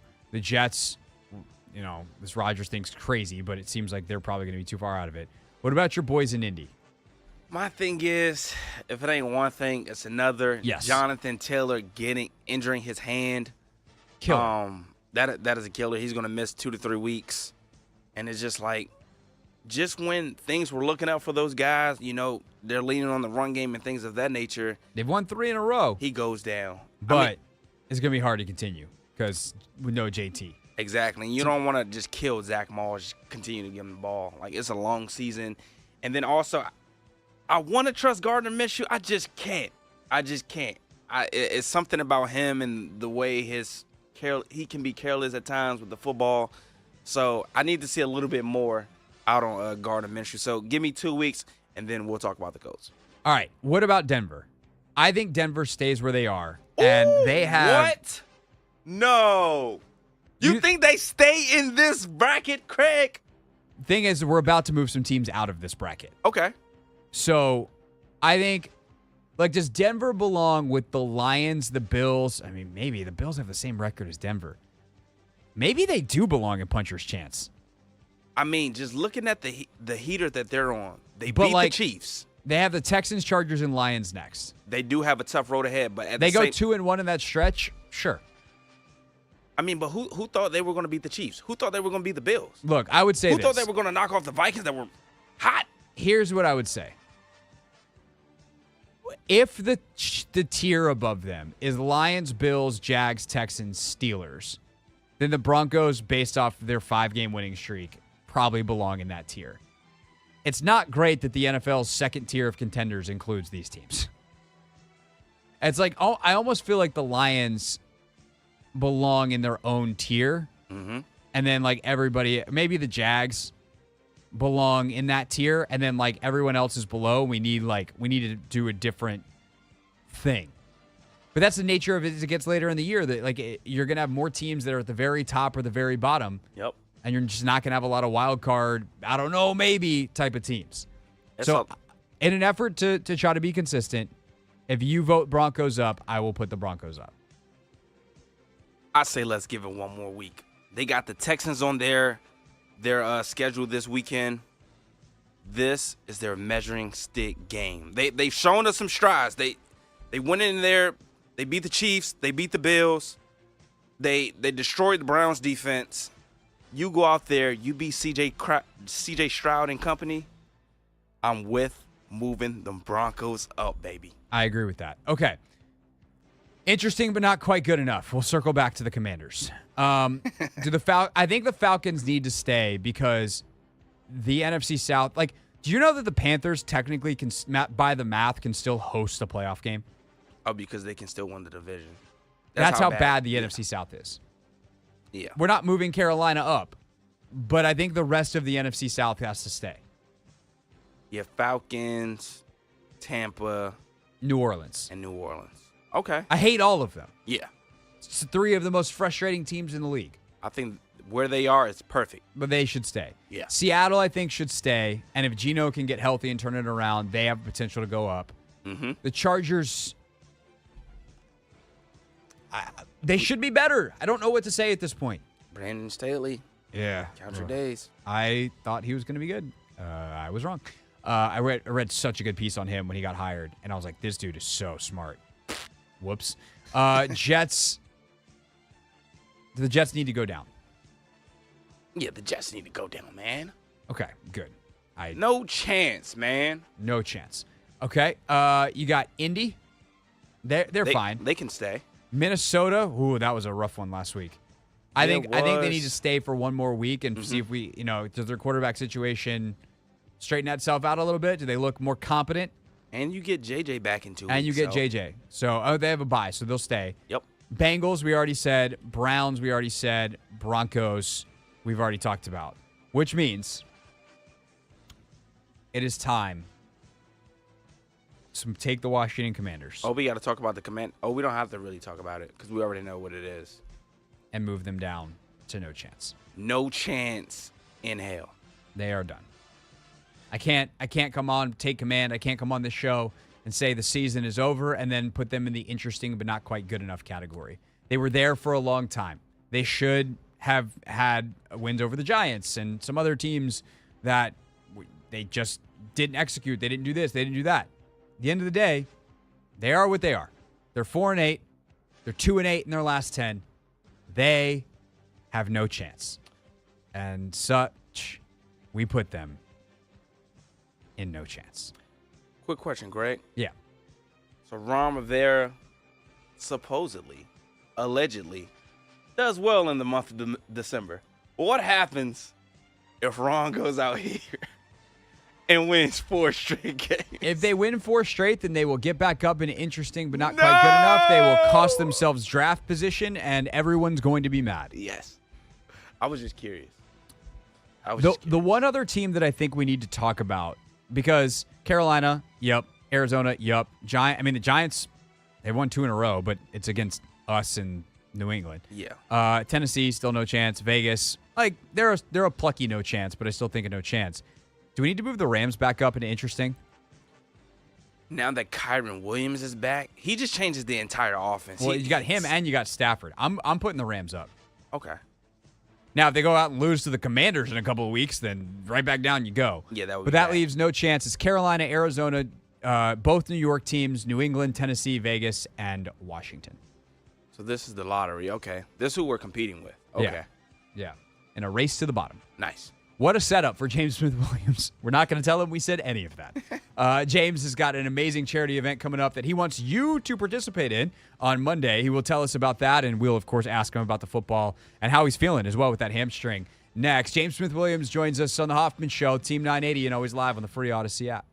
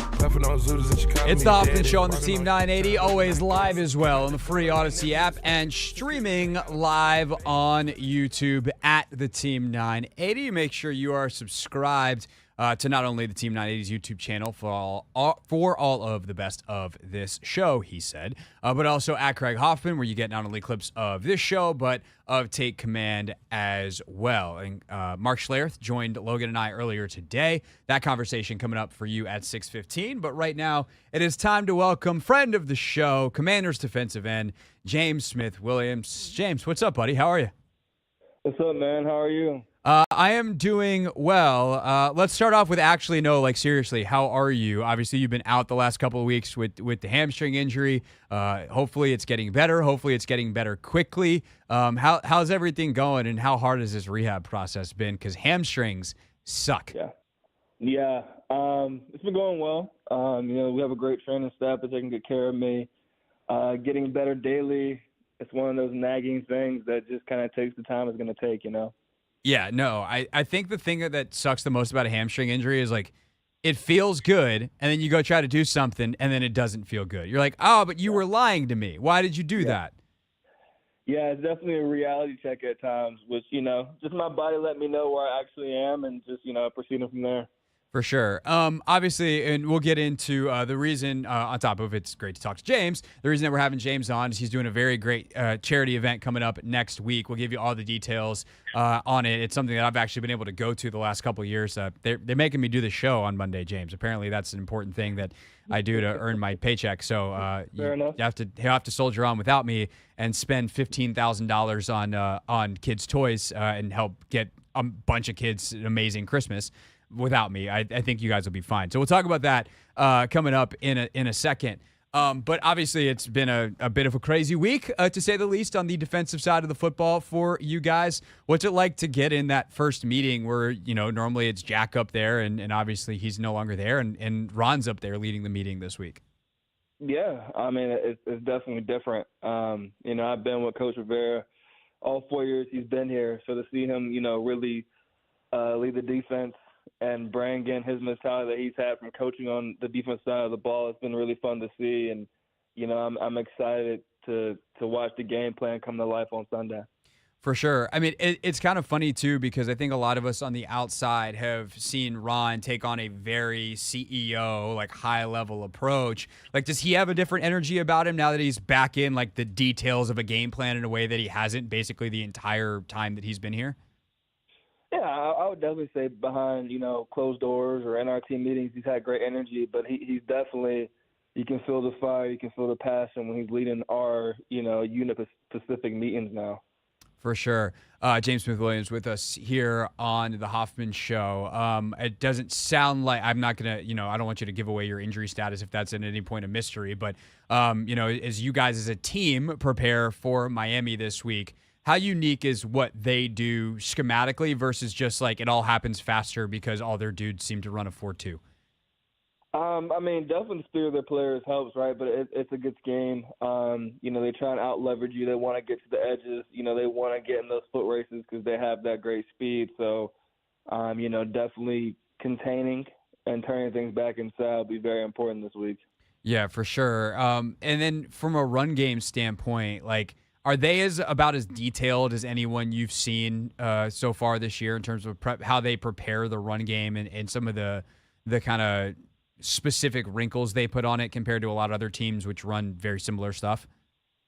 Yeah, I would definitely say they have some week-to-week scheme things, but they definitely have some stuff in their DNA, and that's that outside zone. They get to it in a bunch of different ways, crack toss, things like that. But that's definitely who they are. They're a detail-oriented team. I think they're definitely a lot more physical than they get credit for. You hear Miami Dolphins, you think, high flying, stuff like that. But they run the ball, and it's really important to what they do. James Smith-Williams with us here on the Hoffman Show. Okay, so Monday, you and your teammate Terrell Burgess, Andy Sullivan from the Washington Spirit, the champions of Set the Expectation, an amazing organization that we've talked about on the show here before, are going to go shopping for kids who have been affected by domestic and sexual violence in the D.C. area. You guys are doing this for your 4th straight year. First time Terrell gets to be here in person, which is obviously very exciting. What makes this event so special to you, James?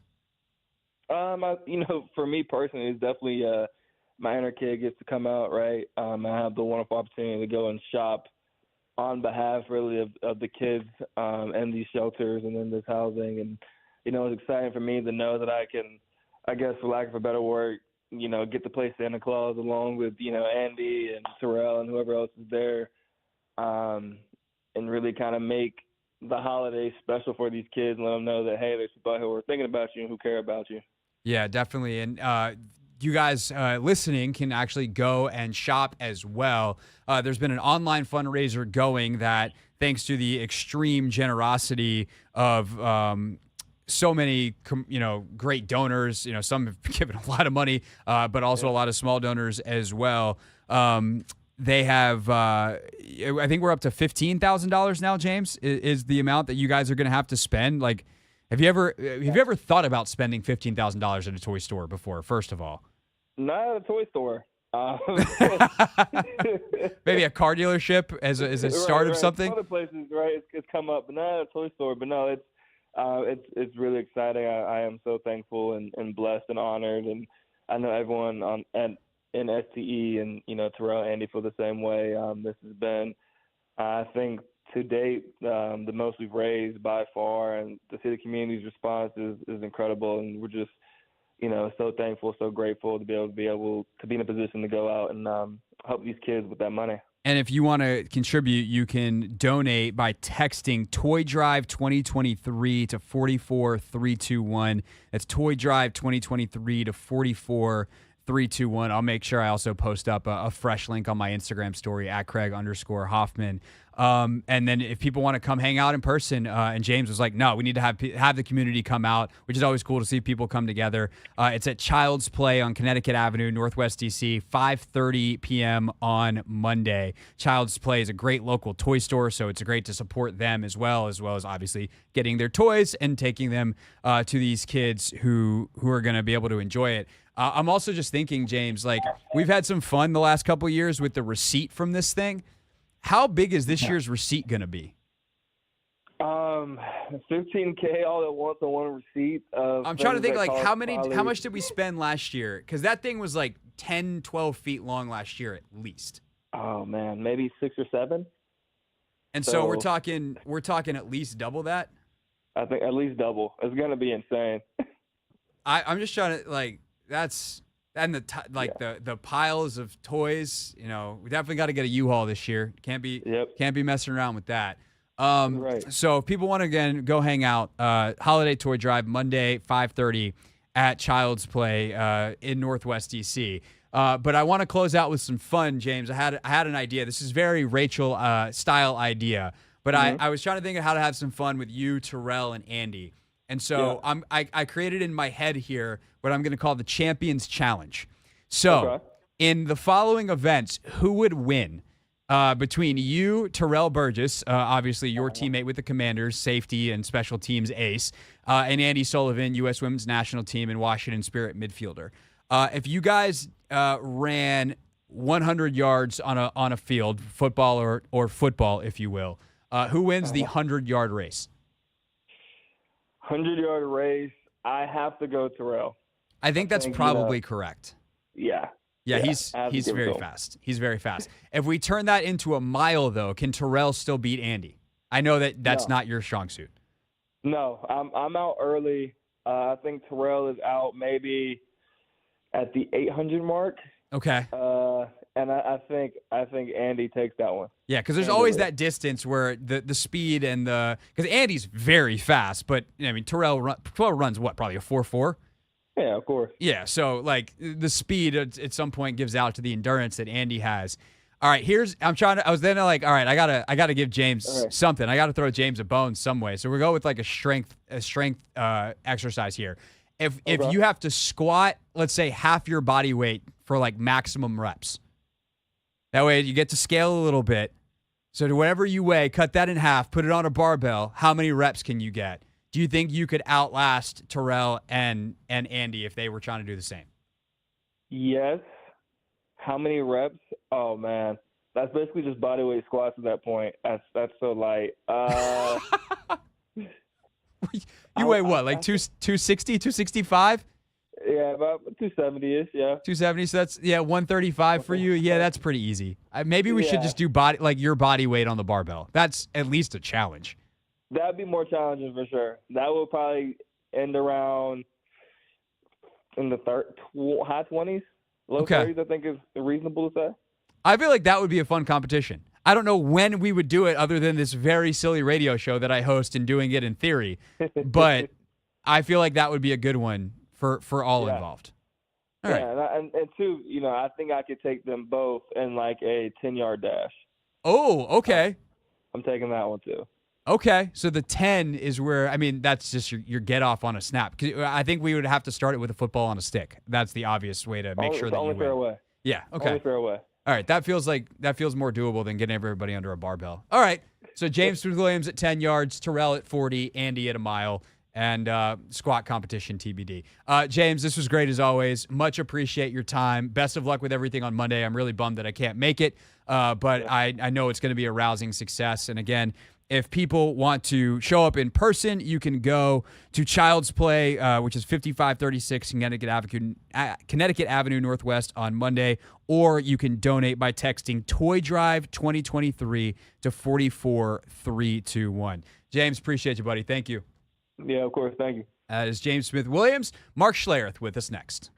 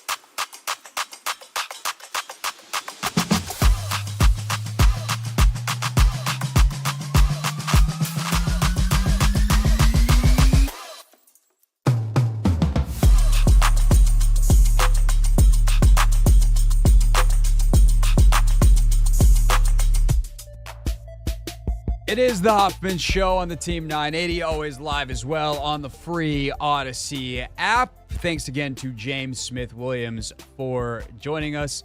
Sounds like maybe after the bye week he'll be able to get back with that hamstring injury, but tough task ahead for his teammates this weekend against Miami. And again, the Toy Drive 44321, text Toy Drive 2023 to donate and help James and company get toys for kids who really could use them this holiday season. Right now, though, total switch gears. We got a chance earlier today, we being Logan Paulson and I, to talk to Mark Schlereth, who's on the call for the NFL on Fox this weekend for the Washington-Miami game. Always great to catch up with Stink on a game week where he's grinded the Washington tape, get his thoughts on Jack Del Rio's dismissal and what maybe caused that, and where he thinks EB in this offense is. Without further ado, our chat with Mark Schlereth. Continuing on Take Command with Mark Schlereth, friend of the show. Although, Mark, first time we get you with Paulson. Just ready for you two to bang some helmets and get going. Yeah, it's exciting.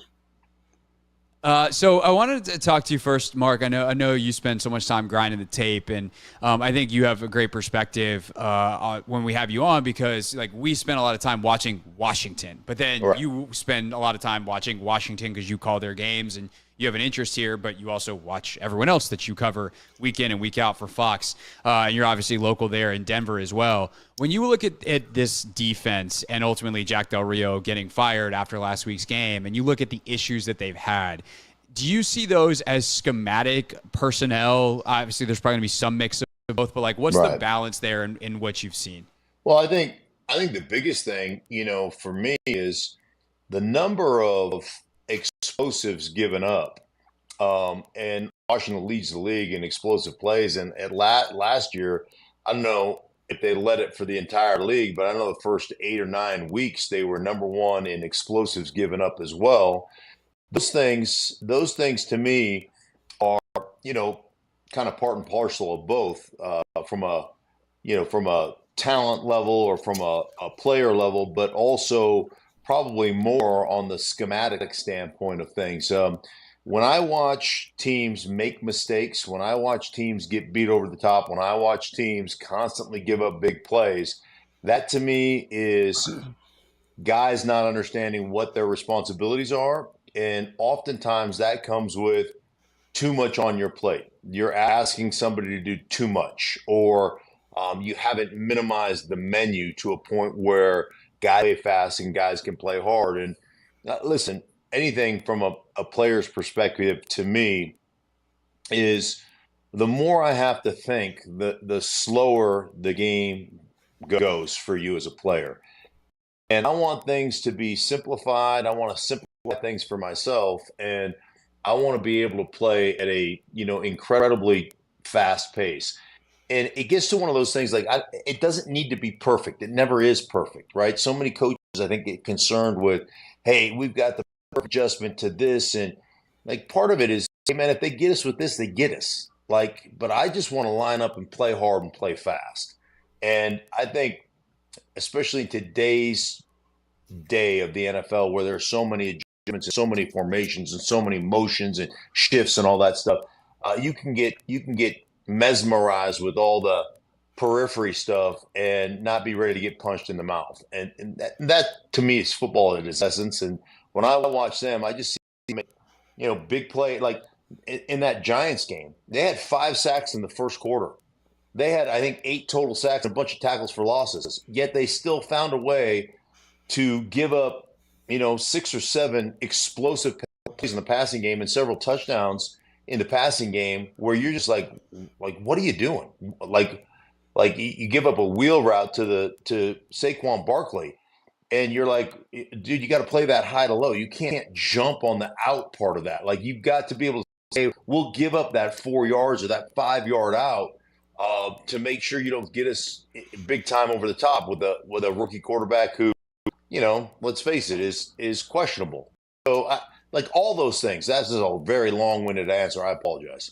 But no, that's what you're here, man. And then, so the thing I would say is, like, as a player, and probably, like in your experiences, how do you walk that line of being in that sweet spot of saying we are complex enough that we handle all the Right. things that's going to be presented, but we're not making the guys overthink. And like especially this week versus Miami, Ron's coming in putting a new not a new system in, but got to kind of probably simplify a little bit.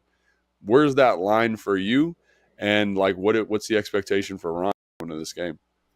Yeah, interestingly enough, and I had these conversations all the time. I remember us putting in a play when I was in Denver, and it was a bend back play. It was an automatic, tight zone, bend back the opposite way, and we're going to trap the outside guy. And it was designed to be. It wasn't a normal, we're running 14-15 weak or 14-15 Yeah. strong, and we're going to bend it back. It was a design, so you don't want to let guys cross your face, and then wheel them out.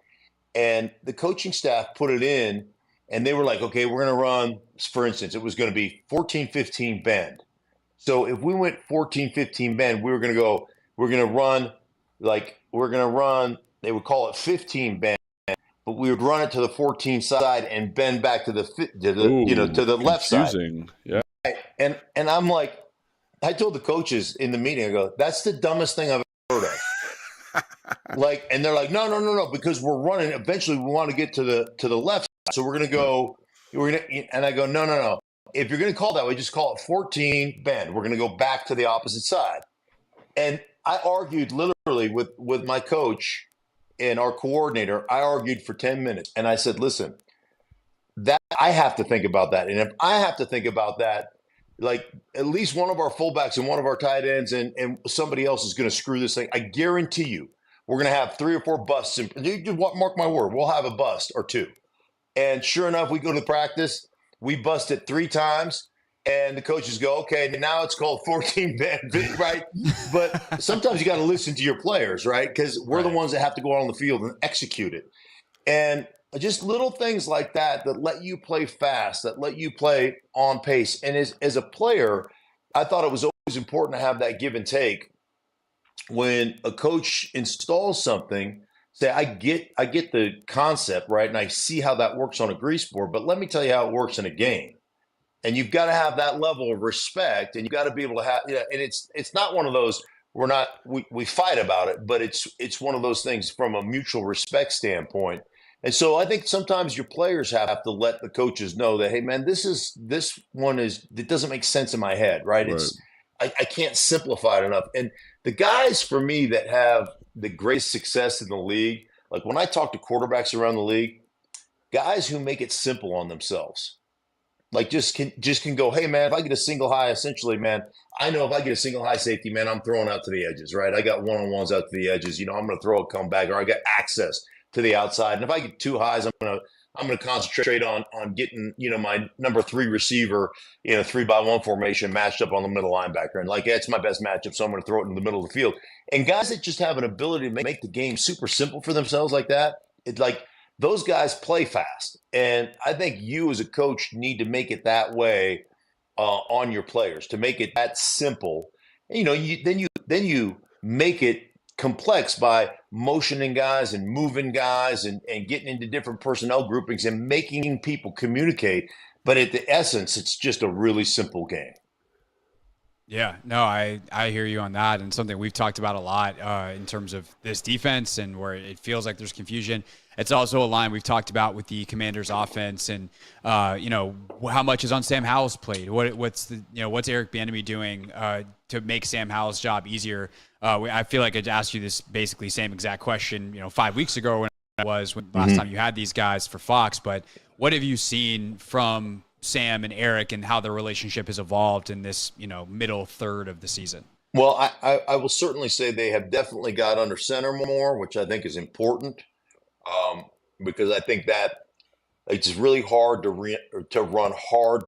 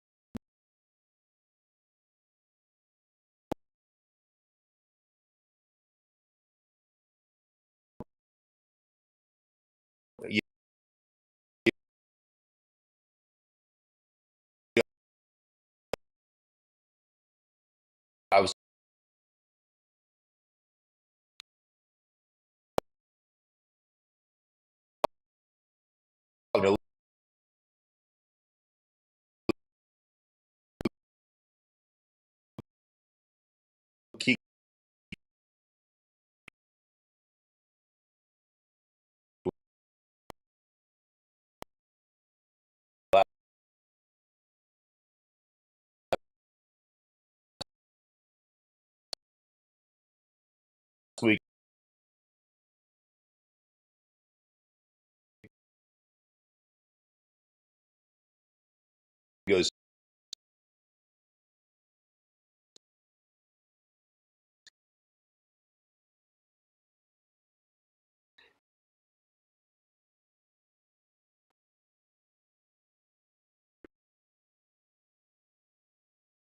yeah, we're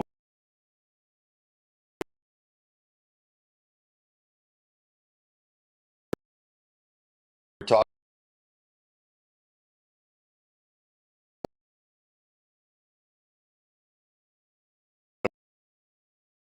about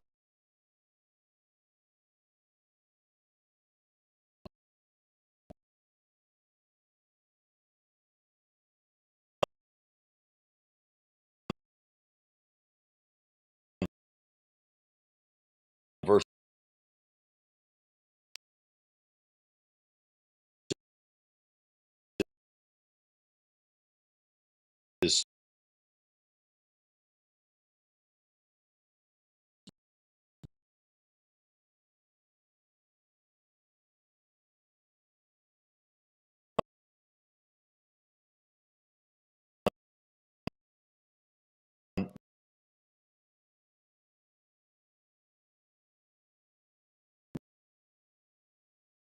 run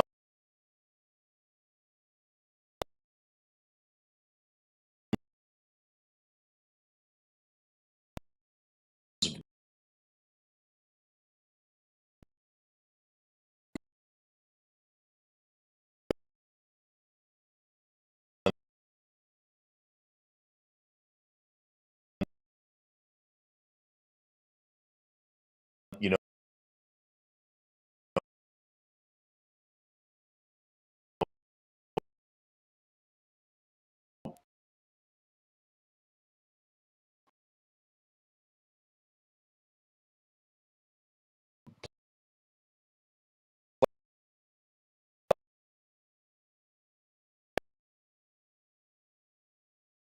action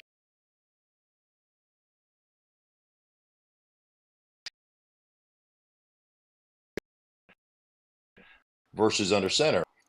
Luke would always say, "Hey, muck factor, we fucked up.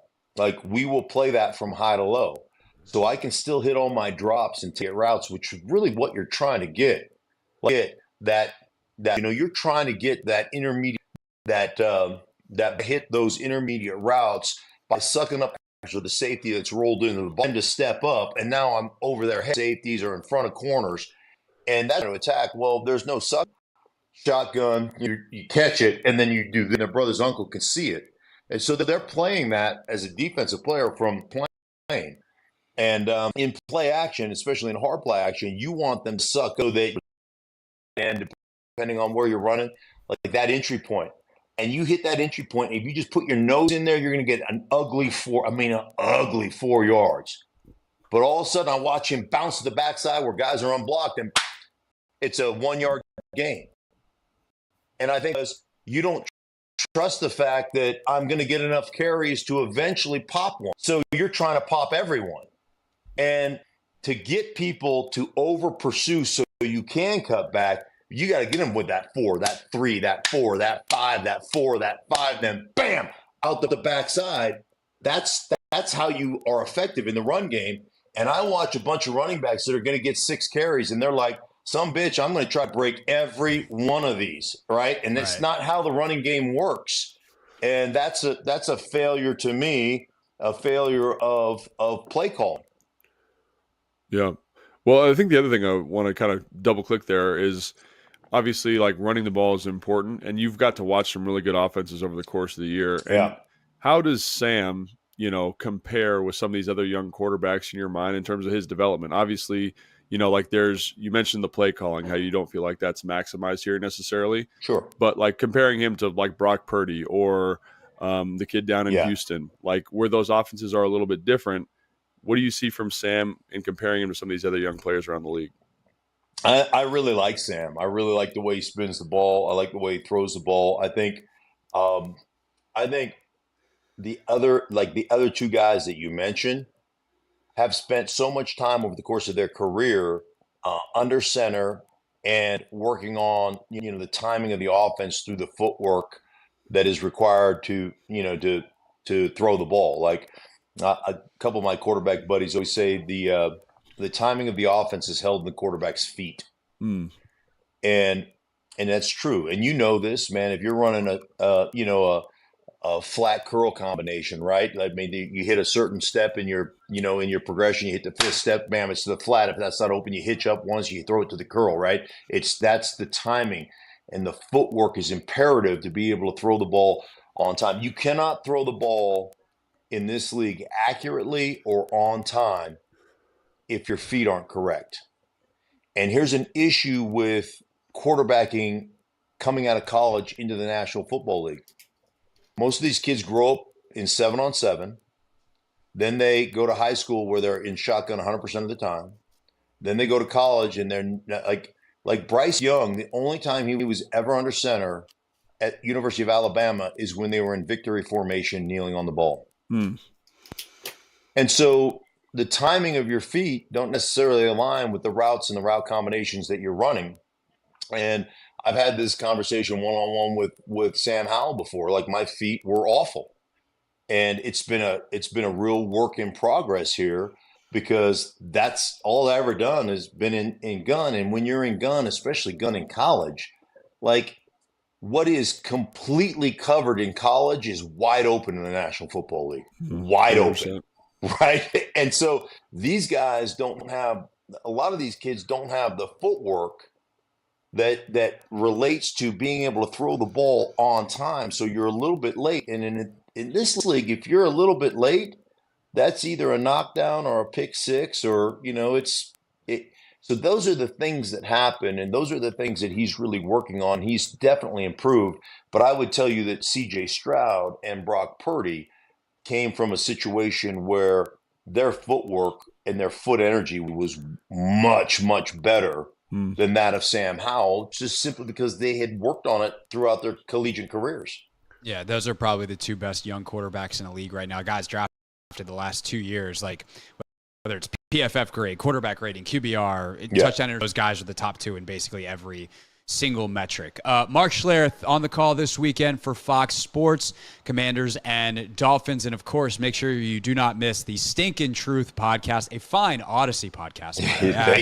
You can listen to it on the free Odyssey app, especially worth checking out on a Monday following a game that Mark calls for the Commanders, because he kind of unloads his notes from the production meetings and all that kind of stuff. So conversations with Ron Rivera, Eric Bieniemy, Sam Howell, you get all the extra stuff that doesn't make the broadcast on a Monday edition of the Stinkin' Truth. Mark, always great to catch up, man. If we don't get you again before the end of the season, let's definitely try to carve out some time in the off season. Safe travels here to you this weekend at FedEx.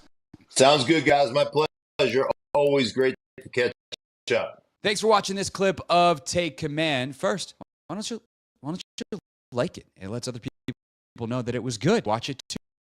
And Logan, we have a new episodes. We do. 1067 The Fans YouTube page. Go check it out and please subscribe. Yeah, do what Logan said. Do it. Very, very smart.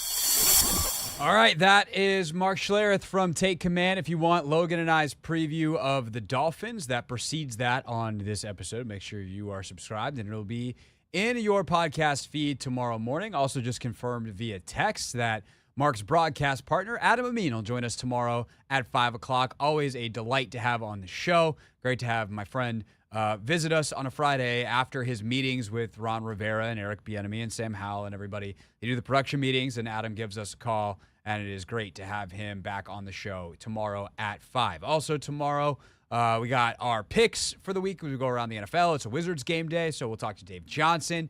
Plenty of good stuff on a football Friday tomorrow. When we get back, though, we wrap up the show with the real things real people said into real microphones.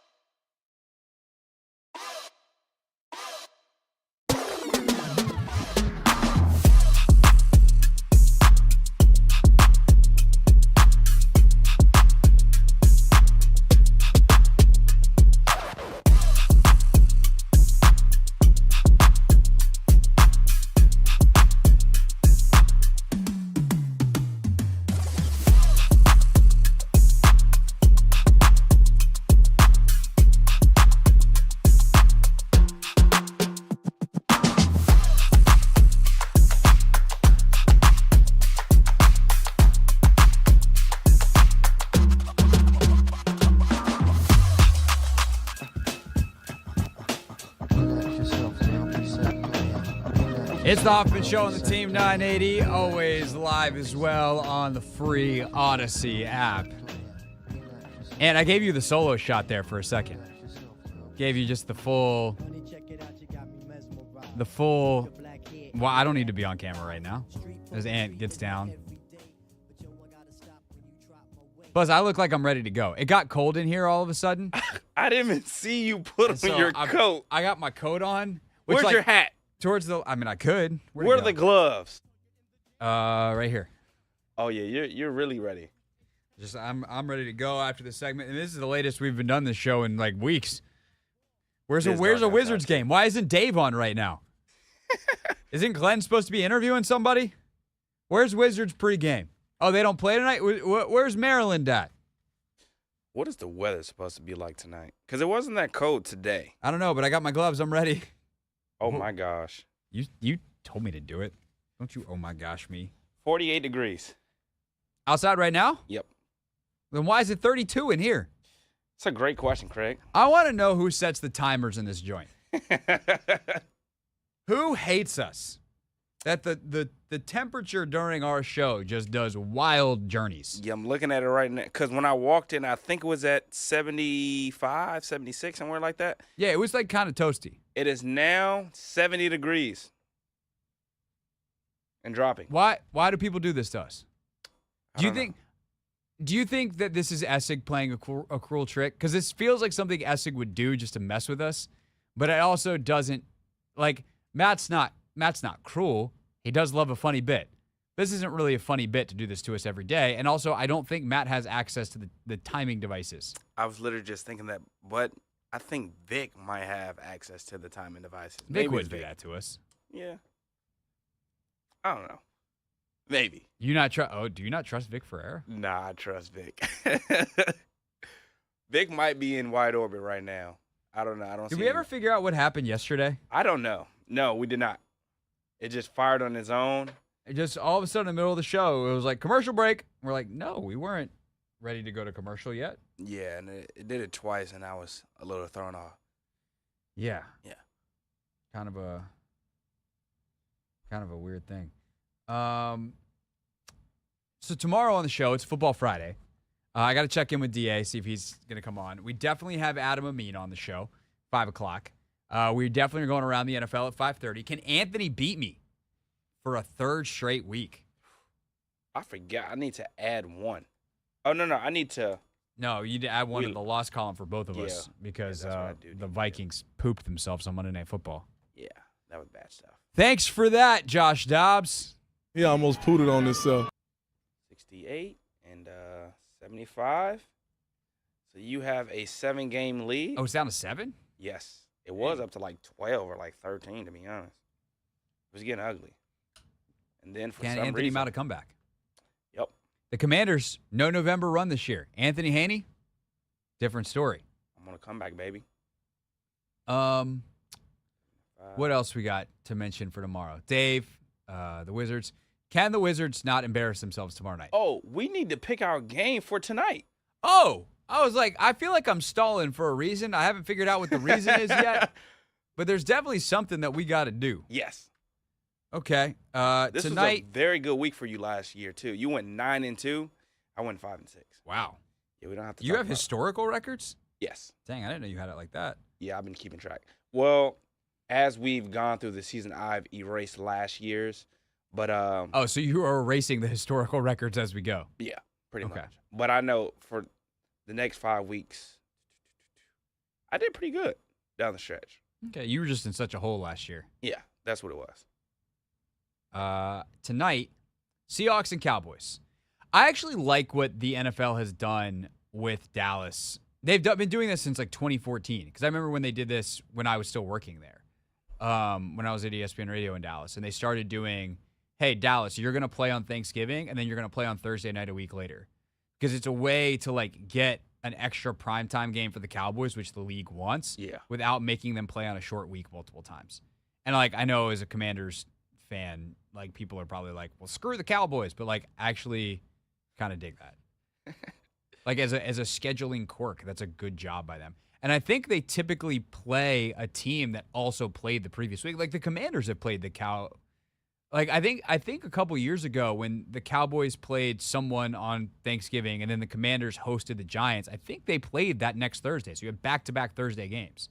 And so it's a nice way for the Cowboys, who always get stuck / the privilege of playing on Thanksgiving, and another team that also has to deal with that short week, to get a regular weekend, and then they get the long week. Mm. Yeah, that's pretty cool. But anyway, Dallas is favored by 9.5 tonight. That's not a stinky fish, is it? No. Have you seen the Seahawks lately? I was just making sure, I think I'm going to go with the Dallas Cowboys, though. Yeah, straight up, I'm definitely going with the Cowboys. Yeah. The 9.5 is a little bit tougher pill to swallow, but, like, it really comes down to, like, do you think the Seahawks are any good? Because the Cowboys crush teams that are not good. But I want to see how they go about beating the Seahawks. Because, again, we saw when the Commanders played the Seahawks, them secondary is DBs, nasty. Them DBs are nasty. I'm expecting Pollard to have a big night, to be honest. I think that definitely could be the case. I do think that CD will have a nice night. I mean, the way Dallas is scheming it up right now is great. And then I don't trust the Seahawks offense to do anything tonight. Yeah, at all. This Dallas defense is gross. I have them in fantasy. They're really good. I need that actually reminds me. I need to check my fantasy. Bro, I'm still heartbroken after last week. Oh, because you lost barely? I lost barely because Jalen did Jalen stuff, and I had Kyron Williams on my bench. I scored 134 with Kyron Williams on my bench and lost. Yeah, that's ridiculous. Ridiculous. I barely won last week. I won by a point. Congrats to you. Oh, you know who I got at quarterback this week? Who? Tua. Oh, have fun with that. Against these guys. Let's make sure. Yeah, Kyron Williams in the lineup this week. In the lineup is Kyron Williams. Younghoe Koo is off of his bye, although we got Jake Moody as well. We'll go with Younghoe Koo, kicker. I don't think we probably need any more fantasy kicker talk. Nope. I think we've probably stalled enough. It's time for real things. Real things. We're not going to be sucked this year. Real people. 5 and 11. Not very good. Set into real microphones. You know, the culture is actually damn good. All right. I say we go with this wacky Mike McDaniel thing. So there's a story in the Washington Post that I've actually referenced a couple times. It's a great story about how Mike McDaniel's doing things differently. It chronicles him, his family, how he met his wife. And apparently part of the story of him meeting his wife is he kind of stole his wife from a player. Like, he and the player were out, and the player started dancing with the woman who's now Mike McDaniel's wife, and Mike was like, no. And Mike wanted to clean up that story a little bit. I would say the skeleton of the story is correct, but there's a couple important caveats. First of all, the perceived threat that I made to a player about was over the top a joke, considering both he and I knew that as a running back coach I had no ability to say if he was there or not. It was more in jest. And then second of all, my wife was telling me that people are talking about me stealing people's girls. The dude had met her for 45 seconds. So, like... But you called dibs. I mean, I kind of did, but I mean, I feel like I was painted out to be kind of a D-bag. And it wasn't like that at all. It was all niceties. We were celebrating as a team. I think Stephen Barkley, the player that was dancing with her, was well aware when I made that joke and jest that it was more important to me than it was to him. So, and I'm pretty sure I was right. Right? I mean, I have a family now. Like, good decision. Won her over? Clearly. It had nothing to do with anything. It wasn't my physical disposition, I promise you that. What can I say? Did you hear Al Michael? I just see that you have with the original story. I did here. put the original story, but it's too the story's long. Actually funny. Maybe we'll go longer on this tomorrow. Yeah, we'll try tomorrow. Also tomorrow we might do fake Mike McDaniel quotes versus real ones. So that's tomorrow. That's our show today.